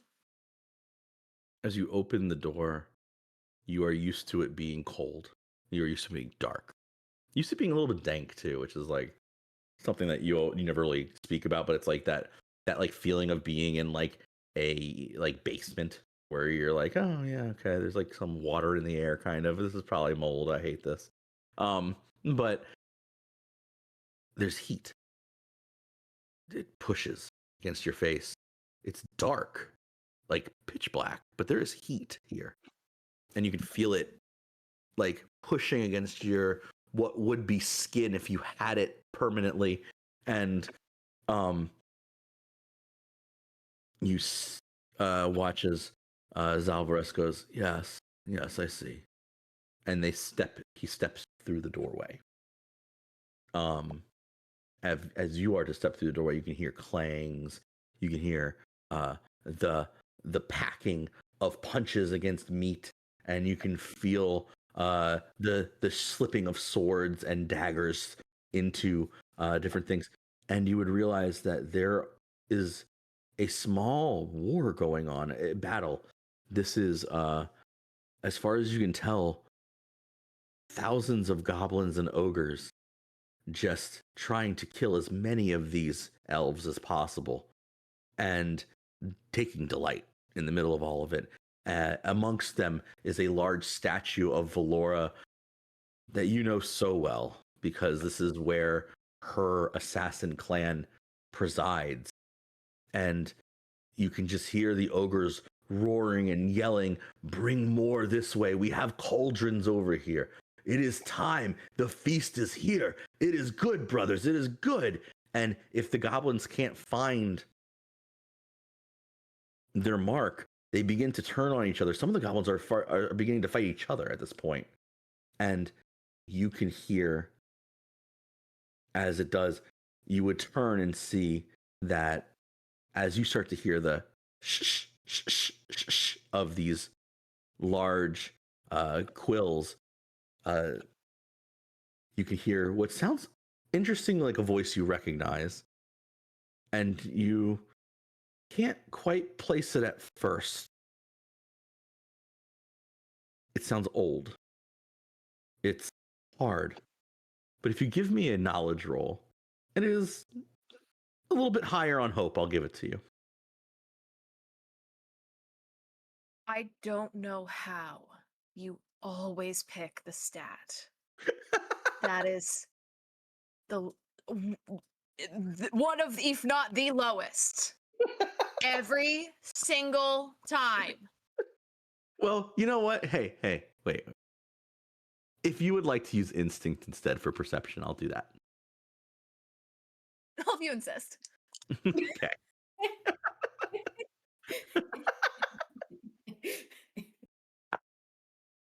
Okay.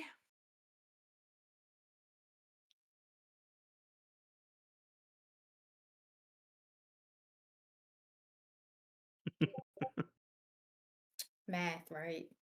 We are quite literally in the middle of a war Yep. that she's all of a sudden found herself in. This is and she has a very complicated relationship with her sister. So there's a lot of feelings going on.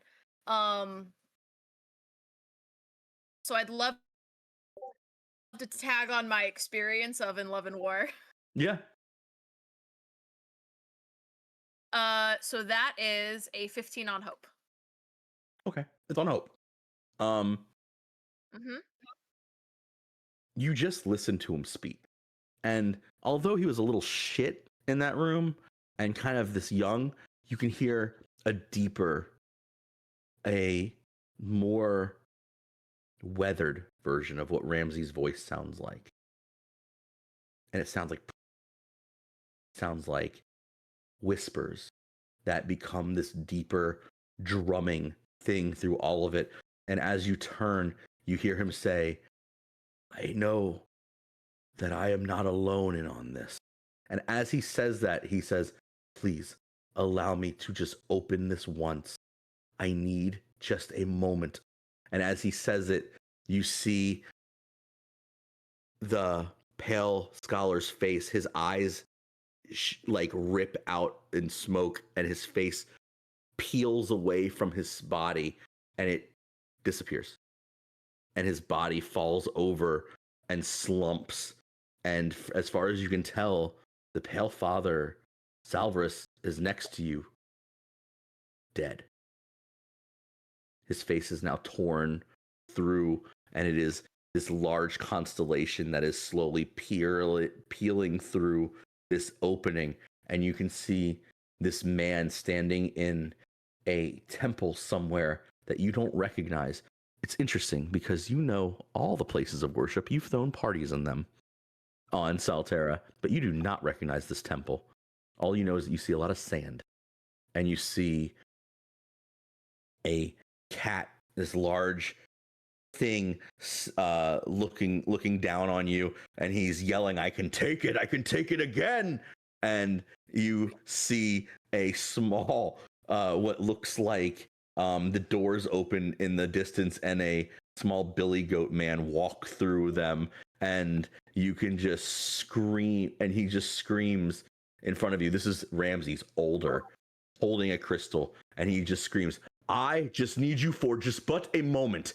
And as he shifts his hand, it closes the portal behind you with the Pale Father's face in it, and it cuts the connection that you can see.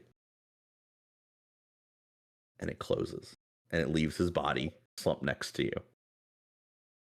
And in that moment, the quill sounds get larger, and you can watch as this thing begins to pull its weight through some of the battle, and it has this long smile, and it kind of kirks.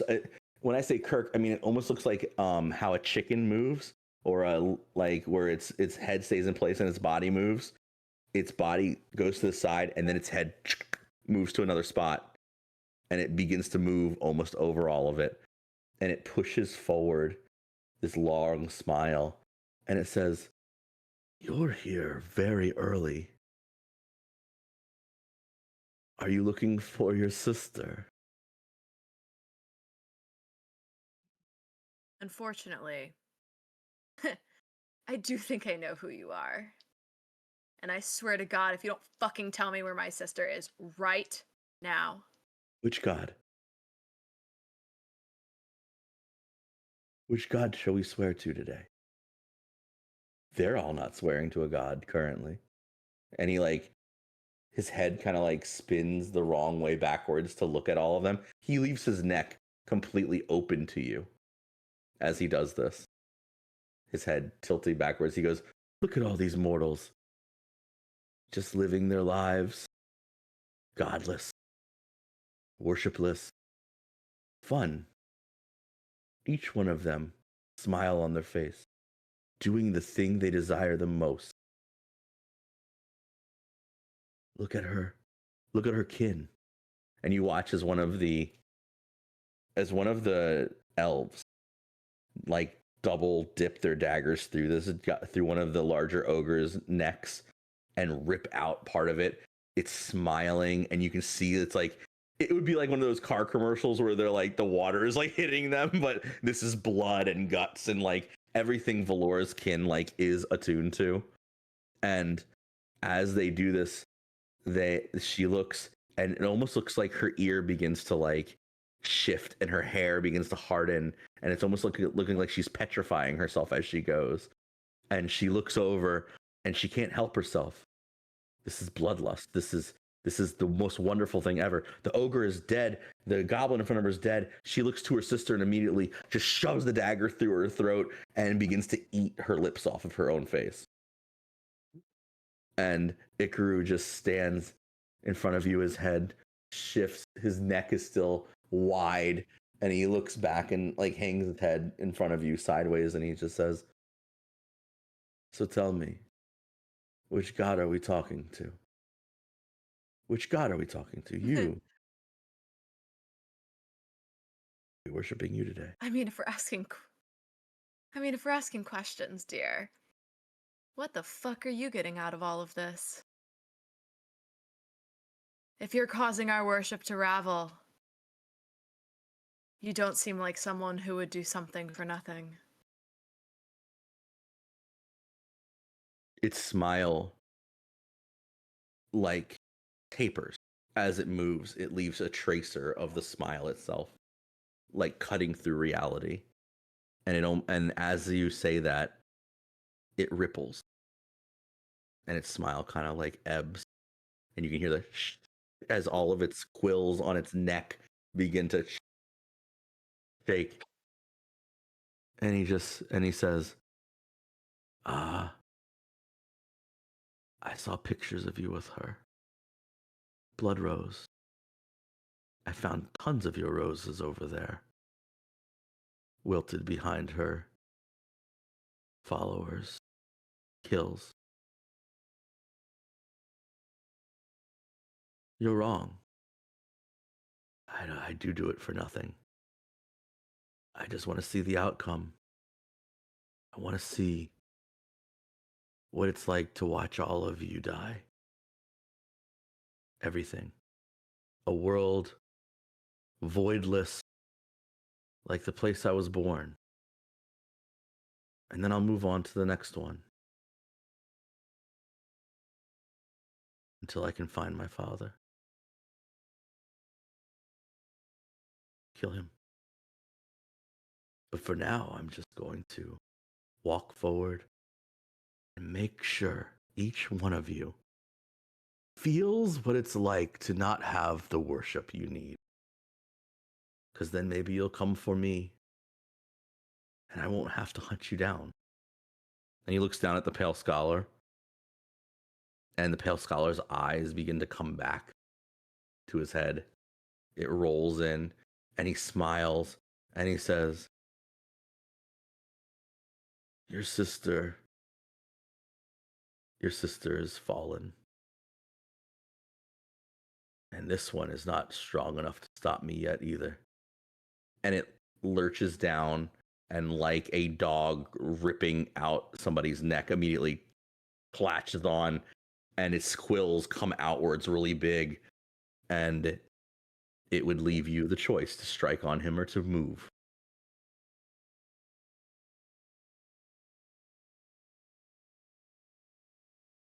I will.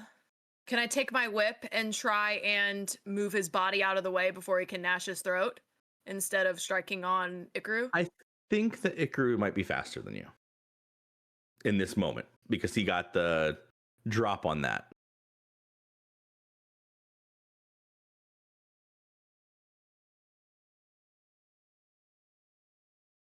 Ugh. Well.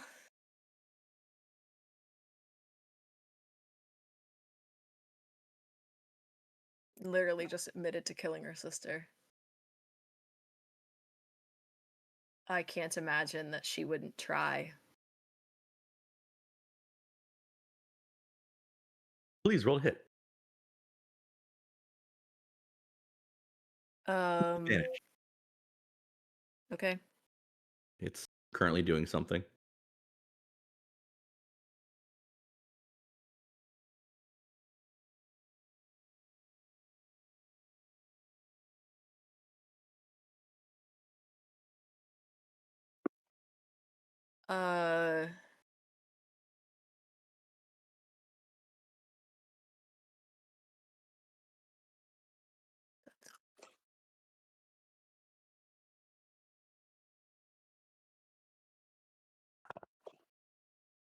I crit. Beautiful. How much damage do you do? Oh, not a ton. Oh, I forgot. Hold on. Rules. Different things. That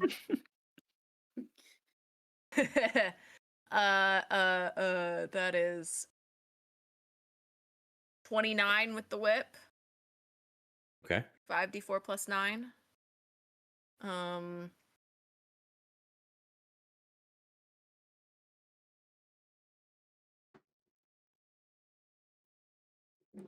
Yeah, that's what I got. Then you roll again. You roll again. Are you a rogue or assassin? Yes. Rogue. Then your sneak attack dice. Or I Mhm. don't know if this would count for. Yeah. Oh! You Okay. get all your things. You get all your things. Oh!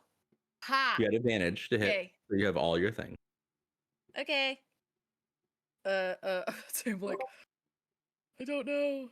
Give me 1 second. Yeah. So you do your max damage plus a roll. plus For sneak all. attack. Yep. How no, much no. sneak attack? How many sneak attack dice do you have? 46. 46. So 29 plus 24 is Mm-hmm. 53, and then Mhm. roll everything again. And then roll all of it again. Okay, so I get max and then I roll for it. Great. Mm-hmm. Yes. Hold on, it's a lot of dice. Yep.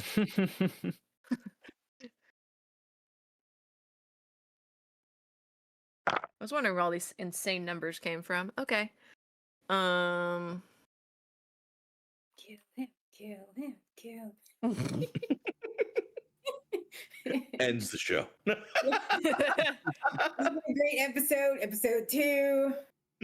Episode 2 is when Baylor tells Ramses he told him so. No. You're right. Told you so. Also depends No. on. So 74. Okay. So in Daggerheart, normally you don't add you're not supposed. The base rules of Daggerheart. I'm gonna explain this for the viewers as well. The base rules of Daggerheart is you don't add your experience to the damage done. We at my table play that if you would like to spend a hope to add an experience, you can only do it once per damage thing. But if you'd like to add one of those experiences that makes sense to your damage done, I allow it. Because you'll notice that 2 to 3, 2 to 5 damage here and there really do shift things in big ways. And so I do this. I would encourage Alex in this moment to spend a hope to add one of your experiences to your damage. Okay. I'll add my experience. I will spend the hope to go for my experience called I'm not killing people, I'm killing boys.